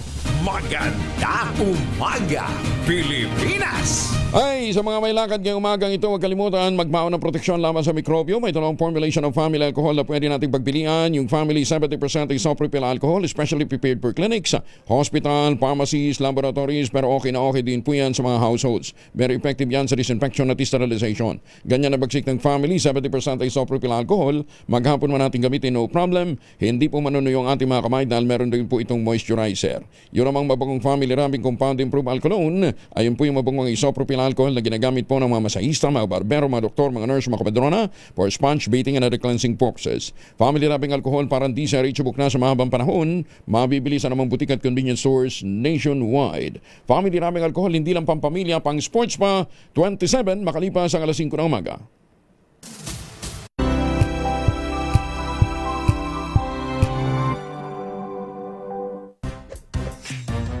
Galing-galing mo Smart dishwashing paste ko Pritong ulam na masebo Plato o kaldero Tanggaling for everyday. Ganyan pag smart ang dishwashing paste. May double tanggaling formula. Tanggal ang sebo, tanggal ang bakterya. Bahid para walang bahid. Linis fantastic sa metal at plastic. Number 1 ko to. Tanggaling-galing mo Smart dishwashing paste. ACS. Sa lahat ng bagay, simula pa lang, siguraduhing max protection na. Kasi pag kulang ang proteksyon, baka madaling masira. Sa ngipin, dapat may max protection din. Max Alaga ng Unique Toothpaste. With Max Protect Formula, help stop cavities before they start, while keeping breath fresh. Try Unique Maximum Fluoride Protection. Para Max Alaga, Max Protektado. ACS. Wow, ang saya. Isang barangay na labada, puro mancha pa. Goodbye, pahinga. Mommy, isang laba lang yan sa Pride Bar Blue. May powerful stain-away enzymes na malupit sa dunit mancha. At di masakit sa kamay. Isang laba lang yan. Hello, pahinga. Hello, Pride Bar Blue. ACS.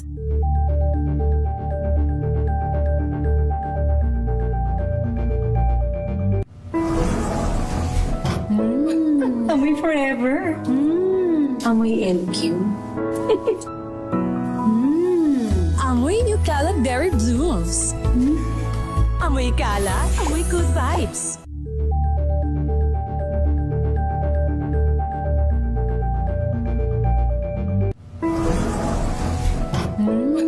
Amoy forever. Amoy LQ. Amoy New Kalat Berry Blooms. Amoy kalat, amoy good vibes. Tinesting. sinuri, siniyasan. Ang resulta? Super effective ang Shield sa pagpatay ng bakterya at virus. Shield Antibacterial Soap. Believe ang mga eksperto sa Philippine Nurses Association.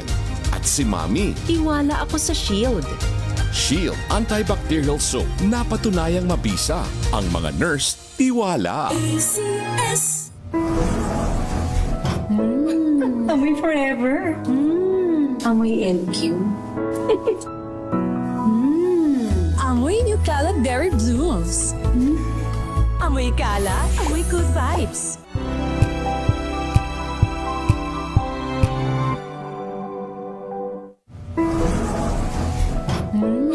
Amoy forever. Amoy LQ. Amoy New Caleb Berry Blooms. Amoy kala, amoy good vibes.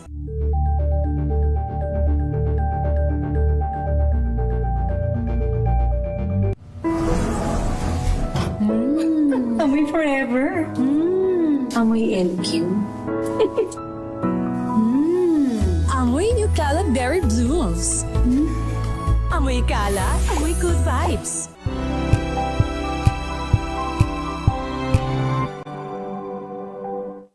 Maulan man, no worries na amoy kulong ang damit. Charm Fabcon, bangong kumakabloom, tanggal amoy kulog sa bango ng charm. Kaya gamit ko, Charm Fabcon with Bloom Fresh technology. Kills 99.9% of kulob-causing bacteria.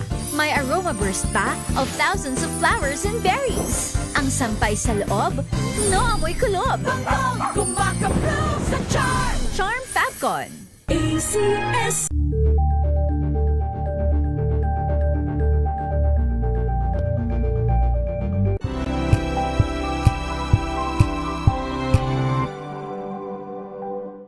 We've got you covered. From the hottest hits, exclusive interviews, Pilipinas! 32 na makalipas ang alas 5 na umaga. Nakasama ni Senator Lauren Legarda si Pangulong Bongbong Marcos sa pagpapasinaya ng Antique Airport Development Project, isang mahalagang tagumpay na kanyang itinaguyod sa loob ng halos isang dekada. Tinigyan din ni Senator Legarda na ang makabagong paliparan na isang makasaysayang tagumpay para sa Antique at magsisilbing mabisang tagapagpasigla ng lokal na turismo at pangrehiyong pag-unlad na magpapatibay sa ugnayan at connectivity ng Western Visayas, partikular na sa Iloilo at iba pang bahagi ng Panay Island. Isa nagawa ang seremonya sa Passenger Terminal Building Lounge sa Barangay Punda Dalipe, San Jose de Buenavista, Antique. Dinaluan ito ng mga pambansang opisyal, mga lokal na pinuno at mga Antikenyo. Sinaksihan ang pinakahihintay na pagbubukas ng paliparan na ngayon ay may konkretong simbolo na ng pag-unlad ng lalawigan. Binigyan din pa ng senadora ang kanyang naging papel bilang nooy tagapangulo ng Senate Committee on Finance, kung saan kanyang tiniyak na may pondo sa pagpapanatili at pagsusulong ng naturang proyekto. Ipinunto rin niya na tuloy-tuloy ang pag-usad ng konstruksyon nagsimula sa paghahanda noong 2016 at nasundaan noong 2017 kung saan pinalawig ang runway at nakuha ang mga lupang pagtatayuan ng mga pasilidad.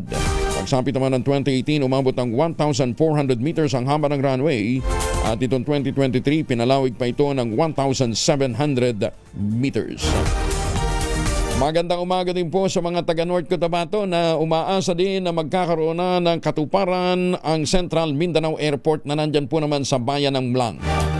100,000 kawayan itatanim naman sa Maynila bilang bahagi ng flood control program. Detalye ng balita mula kay Boy Gonzales sa RH29. Boy, good morning. Kuya Angela, initasan ni Manila City Mayor Isko Moreno Dubagoso ang pagtanim ng unang 100,000 kawayan sa kahaba ng Ross Boulevard, Road 10 o Mel Lopez Boulevard at iba pang pangunahing nastangan bilang bahagi ng flood control at environmental policy ng Luzon. Ayon na sa alkalde, layo ng proyekto na patibayin ang mga tabing ilog at makatulong sa pagsalo ng rumaragasang baha tuwing tag-ulan. Dagdag pa niya na bagamat natiling sa problema ang pagbaha sa Maynila tuwing panahon ng tagulan, inaasang makatutulong ang paglago ng mga kawayan upang mabawasan ang level ng tubig at mapabuti ang kalidad ng hangin sa lungsod. Ang nabanggit na hakbang ay bahagi ng mas malawak na programa ng pamahalaan lungsod na tugunan ng pagbaha at isyong pangkalikasan sa pamamagitan ng mga solusyong nakabatay sa kalikasan. Ito si Boy Gonzales para sa Disa Arizona sa Pilipinas, una sa Pilipinas. Maraming salamat, Boy. Talagang dapat isa sa mga programang tutunan din ng DPWH at saka ng DNR sa flood control, pagtatanim ng kawayan. Formal na binuksan ang kauna-unahang sensory laboratory sa bansa na matatagpuan sa SM Mall of Asia. Bunga ito ng makasaysayang pakikipagtulungan sa pagitan ng SM Supermall at ng Department of Social Welfare and Development o DSWD.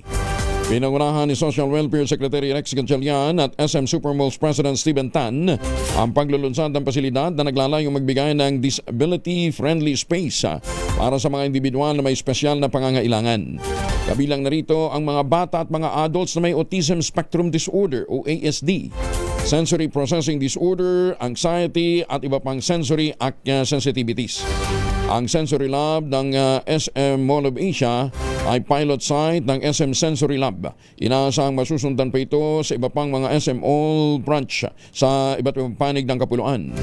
Sa pamamagitan ng proyektong ito, hangad ng SM Cares na magkaroon ng magandang karanasan sa pamimili at pamamasyal ang bawat individual, anuman ang kanilang pangangailangan o yung may tinatawag na sensory sensitivities. Balikan muna natin si Edwin Duque, RH23, nasa 7th Avenue, Caloocan, namamalengke. Edwin, may buntag.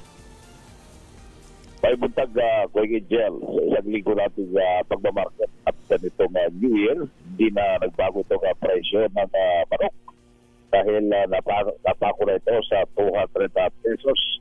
Wala na pumalo ito ng 210. Ang pakpak ay 200, ang yung mahiling sa Adidas yung pa ay 170 pesos bawat kilo. Sa presyo ng baboy, bagyang mataas dito sa 7th Avenue. Kumpara doon sa ilang palengke na malapit lamang dahil mula sa 300 ay 360 dito kung gel ang presyo ng karinang baboy. Ang giniling ay 340, ang pataulihan ay 340 at ang pataulihan naman ay 330. Yung lepora, tanong tutulig na 380 yung bawat kilo. Hindi naman natin nag-presyo ng kambing, nasa 500 pesos pa rin. Ang presyo ng baka ay 460 pesos yung bawat kilo. Sa presyo ng isda, bangos, tuluyang mas buwaba pa kung hindi ngayong araw. Dahil bibiling mo yung 2 kilong dalawang malaki.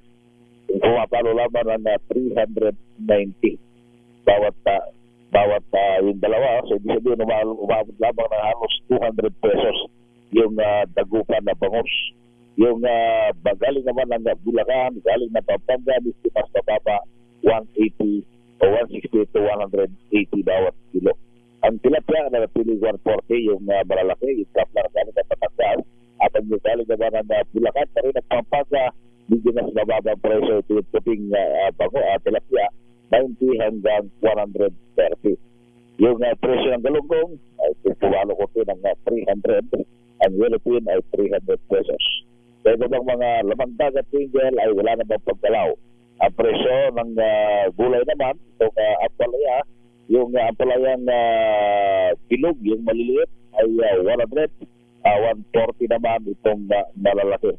Ang kalabasa 60 pesos, kamatis pero 140. At pinakamahal din sa maliliit 180 at yung malalaki klase ng kamatis ay 200 pesos pa rin bawat kilo. Sa labanos, 120, ang talong 80 pesos hanggang 140 bawat kilo. Ang luya, 200, sibuyas, bumaba ng 200, lasa natin 300 pesos. Yung imported, ito yung 160 naman bawat kilo. Ang bawang 160, ang sayote, 60 pesos bawat kilo. Repolyo, 80 hanggang 100 pesos. Ang carrots ay 80 pesos yung bawat kilo. Ang siling lamuyo, tuloy-tuloy pa rin sa pagbaba ng presyo. Nasa 400 na lang itong kilo, merong 340 yung medyo ilang araw na rin nakatospe na Yung silit na bigas ay 50 pesos. 50. Yung bichariwa, sariwa, babing lamang ng 80 bawat kilo. Abang itong pechay, tatandahon ay 10 piso bawat bigkis. Sa presyo ng prutas, walang pagkalawa, mga bigas, mag-umpisa sa 40 pesos. Susundan ito ng 60, yung red white. Abang itong dinurado, 80 pesos, meron 58. Kasunod dito ay yung lakatan na umabot ng 58, pero 80 pesos. At ang pinakamagandang klaseng bigas na lakatan ngayon o balagkit ay 100 bawat kilo. So yan, din ating price and monitoring report mula pa dito sa 7th Avenue. Sa Grace Park, Kaluhan, at hindi ko nagulat sa D-Series sa Pilipinas, una sa Pilipinas. Dagan salamat, Edwin. Maganda umaga, Pilipinas! Magandang umaga din sa mga Pilipino dyan po sa Port Dickson sa Malaysia. Ayan, ha? Oy, baka kayo ay pabalik ng Pilipinas. Huwag na magpasalubong nga po ng imported na tsokolate. Sa tulong po ni Dr. Helen Tan, yung po mga planting material ng kakao galing Davao, hinakot po yan para maitanim sa ilalim po ng mga nyugan dyan po sa lalawigan ng Quezon. Kaya ngayon ay nagpuproduce sila ng dekalidad na cacao beans, pinaprocess para maging tangerine chocolate. Available yan sa 0919-095-5935.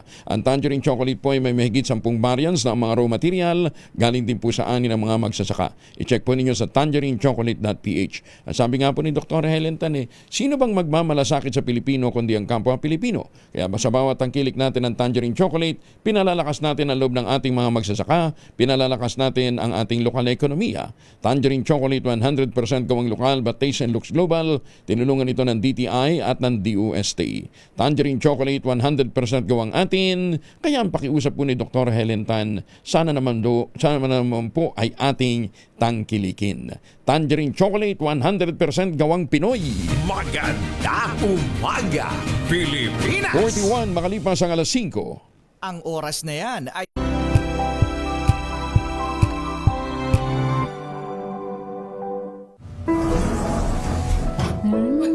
Amoy forever. Amoy LQ. Amoy New Caleb Berry Blues. Amoy kala, amoy good vibes.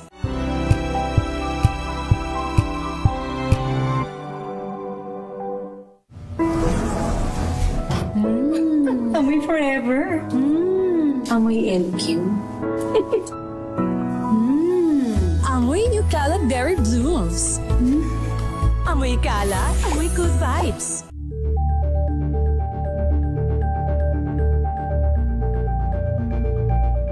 Hello, Washi! Laundry day na naman! Yay! Anong meron? Mancha ng chocolate, putik, may libag pa. Kaya natin yan! With Pride Washing Machine Detergent, may triple stain-away formula. Tanggal ang makapit, madikit, at malupit na dumit mancha. Kaya easy-easy ang labada. Mula noon hanggang ngayon. All you need is pride. All you need is pride. ACS.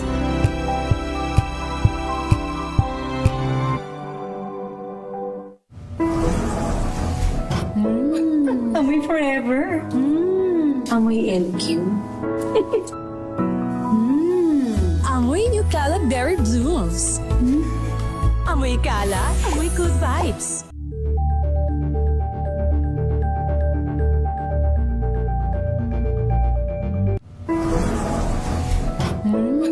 Amoy forever. Amoy LQ. Amoy New Caleb Berry Blues. Amoy kala, amoy good vibes.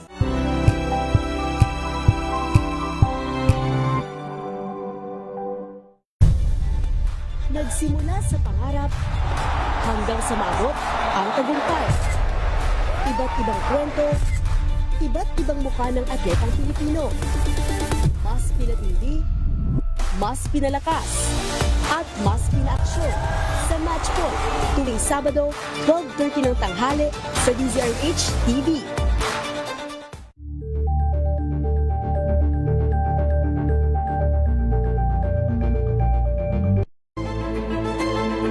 Pakikinggan ang bawat panig.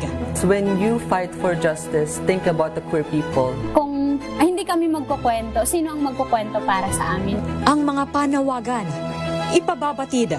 Hindi talaga ito masusing pinag-aralan ng gobyerno. The women who are beaten and abused. It's time to listen to their voices. Tunghayan ang iba't ibang boses, mga kwento mula sa iba't ibang anggulo. Dito lang sa Point of View. Mapapanood tuwing linggo, alas 12 ng tanghali sa DZRH TV.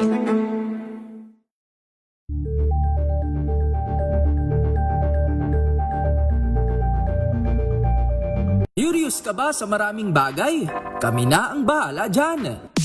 Aalamin, tutuklasin at bibigyang linaw namin ang mga katanungang bumabagabag sa inyong isipan. Sa programa kung saan ang bawat sagot ay galing lamang sa mga eksperto. Ang Expert's Opinion, tuwing linggo alas 3 ng hapon, dito lang sa DZRH TV.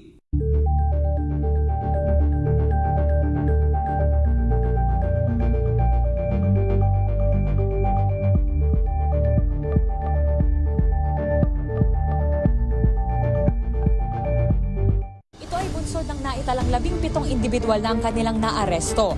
Metro Manila Development Authority o MMDA ang No Contact Apprehension Policy o NCAP sa Metro Manila. Sa ilang mga dokumento ay peke. Hindi rin legal ang employment na ipinangako sa kanila. Sa mata ng batas, mananagot ang sangkot at may sala. Dahil sa bawat paglabag, may karampatang parusa. Alamin ang mga pananagutan sa likod ng mga bawal. Dito sa Hoy! Bawal Yan, tuwing Sabado, alas 11:30 ng umaga. Dito lang sa DZRH TV.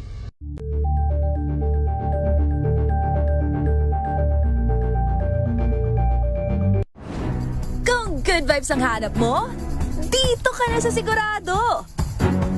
Mula sa mga istoryang nagbibigay ng inspirasyon hanggang sa mga kwentong may dalang solusyon. Mga balitang pampagaan ang pakiramdam at pampaganda ng araw. Hindi lang ba sa good news, kundi the better news. Mula Lunes hanggang Biyernes, 1:00 ng tanghali sa DZRH TV.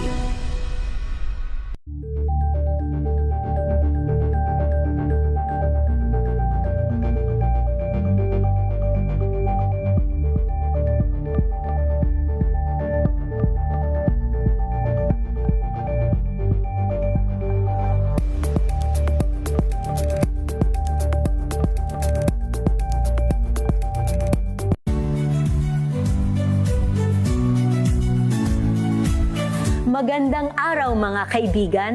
Ito po ang inyong balerina ng bayan, si Lisa Makuha Elizalde, na nag-aanyaya sa inyong samahan kami at ang aming mga espesyal na panauhin para sa kalahating oras ng masayang kwentuhan sa aming programang Art to Art, kung saan ang usapang sining at kultura ay para sa lahat. Huwag kaliligtaan, tuwing linggo, alas 3:30 ng hapon, dito lamang sa DZRH Radio, DZRH TV, at via online streaming.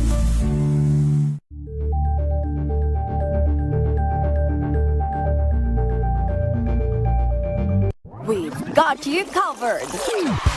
From the hottest hits, exclusive interviews, killing to the bones fan meet experience, and hataw performances of your favorite stars. Saturdays, 12 noon, dito lang sa DZRH TV.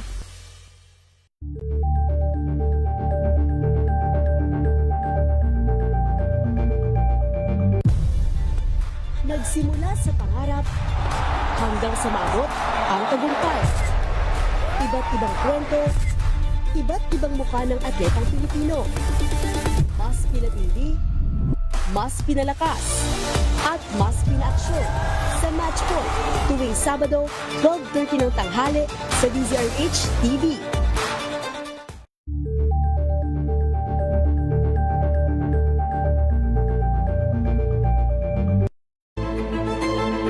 Pakikinggan ang bawat panig. When you fight for justice, think about the queer people. Kung hindi kami magkukwento, sino ang magkukwento para sa amin? Ang mga panawagan, ipababatid. Hindi talaga ito masusing pinag-aralan ng gobyerno. The women who are beaten and abused. It's time to lift Pilipinas! Hoy, 49, makalipas ho ang alas 5 ng umaga, dun ho sa mga may mga rayuma na, bata pa lang ha? At saka mga nagkakaedad na ha? Nananakita ba niyo mga kasukasuan, nagkakaringkil, sumihina na bang kalamnan? Epekto po yan ng ating pagkakaroon ng edad. Pagtanda. Pinakikilala po ang Ultraflex, isang health drink mula po sa lumikha ng Ultabio backed by Japanese technology. Ang Ultraflex ay may HCG complex, hydrolyzed marine collagen para sa skin at joints, HMB pampalakas ng muscles, glucosagreen para naman sa ginhawa ng kasukasuan. Available in coffee with stevia at powdered drink mix. Kayang buwiin ang galaw, sigla at ganda kahit nagkakaedad na with proper diet and exercise. Sa Shopee, Lazada at Ultabio.shop ang Ultraflex. Ang Ultraflex po ay hindi gamot at hindi pwedeng gamitin panggamot sa anumang uri ng sakit. If symptoms persist, consult your doctor. Si dating Senador Bong Revilla, sumalang uli. Sumalang na naman sa booking procedures. Matapos sumuko sa Campo Crame, detalye mula kay Bal Gonzales sa Rich My Bal. Bal?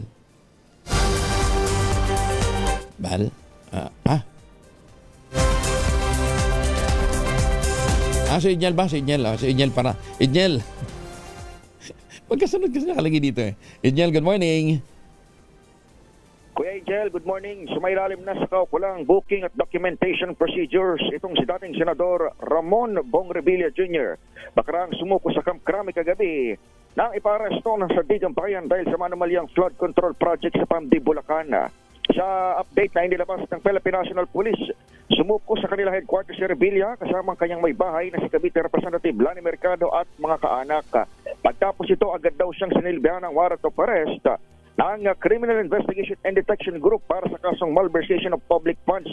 Sumalang na rin siya sa kaukulang medical evaluation kanina habang nasa kusudian ng PNP-CIDG. Batay naman sa kanyang naging pahayag, maugunitang sinabi ni Revilla na haharapin niya ang kaso. Bagamat ikinalungkot ng kawalan ng due process, hindi naman agad binanggit ng PNP kung saan mananatili ang dating senador. Pero inaasahan natin na ngayong araw ay magbibigay pa ng karagdagang pahayag itong pambansang pulisya. Ako naman si Edniel Parrosa, nag-uulat para sa DZRH. Una sa Pilipinas, una sa Pilipino. Maraming salamat, Edniel. Balik daw ulit sa pagiging mayor. Si Senator Bong. Permanent relocation naman ng mga pamilyang nasa loob ng Mayon Volcano Danger Zone. Prioridad ng gobyerno ayon kay Secretary John B. Cremulya. Detalye ng balita mula kay Bal Gonzales. Ayun, ito na report ni Bal. Arich May Bal. Good morning, Kuya Angel. Mas mainam na ang permanenteng relokasyon kaysa ang paulit-ulit lamang na emergency evacuation tuwing nag-aalborot ang Bulkang Mayon. Itong pahayag ngayon ng Interior and Local Government Secretary John B. Cremulya kasunod ng plano ng Administrasyong Marcos na tuluyan ng ilipat sa mas ligtas na lugar ang mga residenteng inililikas kapag pumuputok ang bulkan. Sabi ni Cremulya, bahagi na ito ng pangmatagalang solusyon ng gobyerno sa mga komunidad sa Albay na apektado ng aktibidad ng bulkan. Aniya, katumbas ito ng 1,000 pamilya na nakatira sa 2-kilometer danger zone na paliwanag ni Cremulya. Mas malaki kasi ang bahagi ng Albay ang maapektuhan kung lalaki pa ang danger radius. Sa ngayon ay patuloy ang koordinasyon ng DILG sa mga lokal na pamahalaan sa Albay para sa kahandaan at kaalaman ng komunidad habang inihahanda na ang long-term solution ng national government. Ako si Bal Gonzales, DZRH, una sa Pilipinas, una sa Pilipino. Maraming salamat, Bal. Mabigat na desisyon, ngunit kailangan para sa ikabubuti ng lungsod ng Maynila. Ito yung reaksyon ni Manila Mayor Isko Moreno sa gitna ng batiko sa mga negosyante at ilang residente sa taas singil ng garbage collection fees o singil sa koleksyon ng basura sa buong lungsod. Ayon kay Yorme, mahirap na desisyon ang taas singil ngunit natitiyak niyang sa katagalan pakikinabangan ito ng mga Manilenyo. Una nang sinabi ng Manila City Hall na napapanahon na ang pagtataas ng singil dahil magit 1 dekada nang hindi nagagalaw o nababago ang garbage collection fee. Ayan. Maganda umaga, Pilipinas! 6 na minuto na lamang, ASES na ng umaga.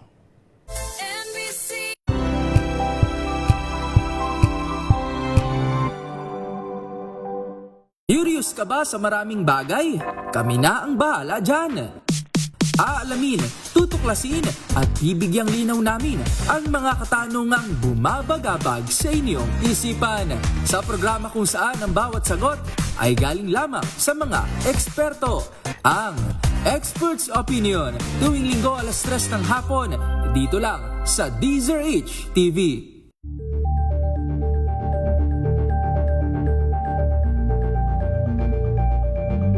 Bunsod ng naitalang 17 individual na ang kanilang naaresto.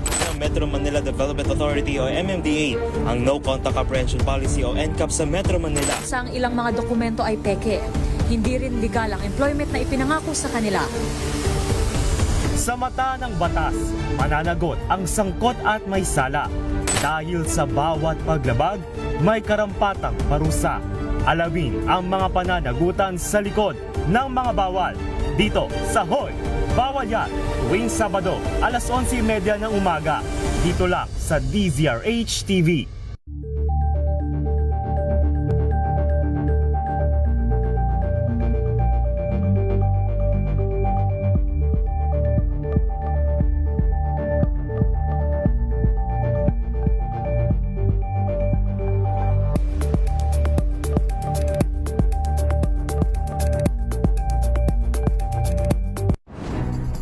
Good vibes ang hanap mo?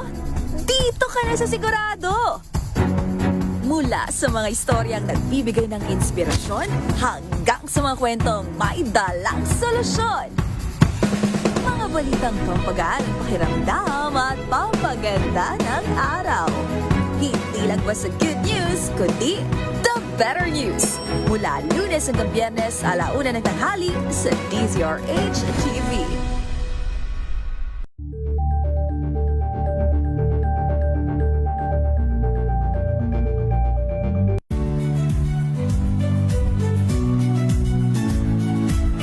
Magandang araw mga kaibigan. Ito po ang inyong balerina ng bayan, si Lisa Macuhay Lizalde, na nag-aanyaya sa inyong samahan kami at ang aming mga espesyal na panauhin para sa kalahating oras ng masayang kwentuhan sa aming programang Art to Art, kung saan ang usapang sining at kultura ay para sa lahat.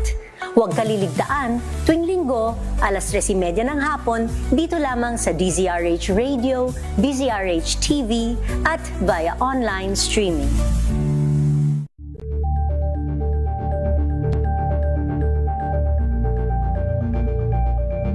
We've got you covered. From the hottest hits, exclusive interviews,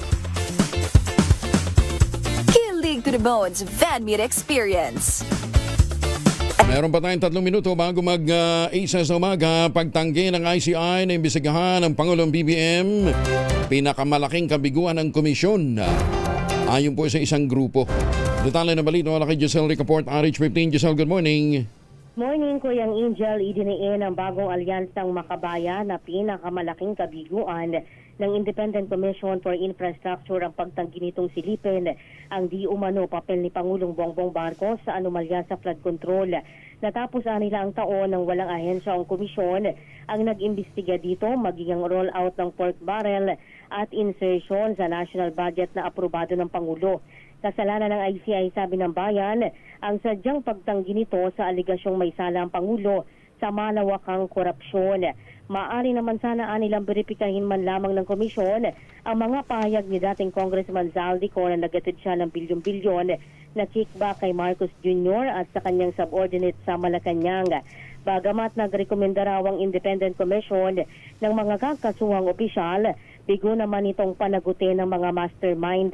Idiniin ng grupo na patunay ang mabilis na pagbuwag sa komisyon na ang tunay talagang layunin sa pagtatatag nito ay ang i-distract ang atensyon ng ating mga kababayan, ilihis ang investigasyon sa katiwalian at linisin ang pananagutan ng Malacanang.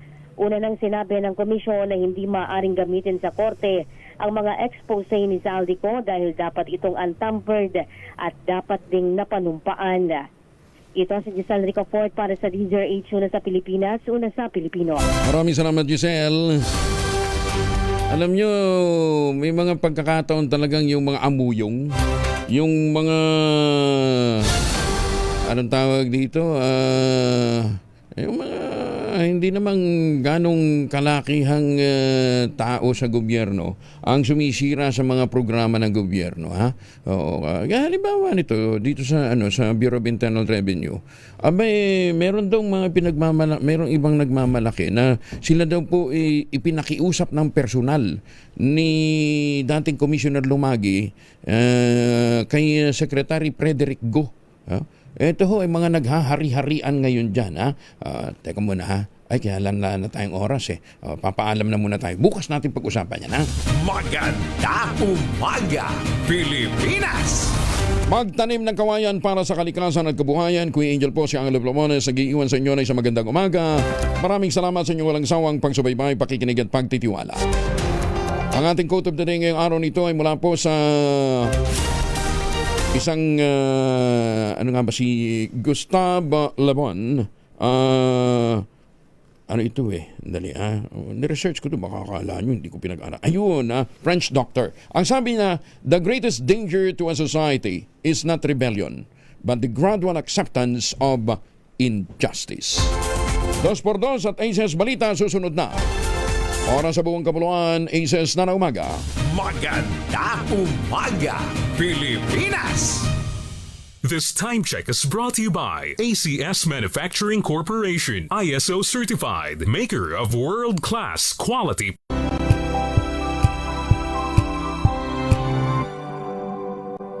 Tinesting, sinuri, siniyasan. Ang resulta? Super effective ang Shield sa pagpatay ng bakterya at virus. Shield Antibacterial Soap. Believe ang mga eksperto sa Philippine Nurses Association. At si Mami. Tiwala ako sa Shield.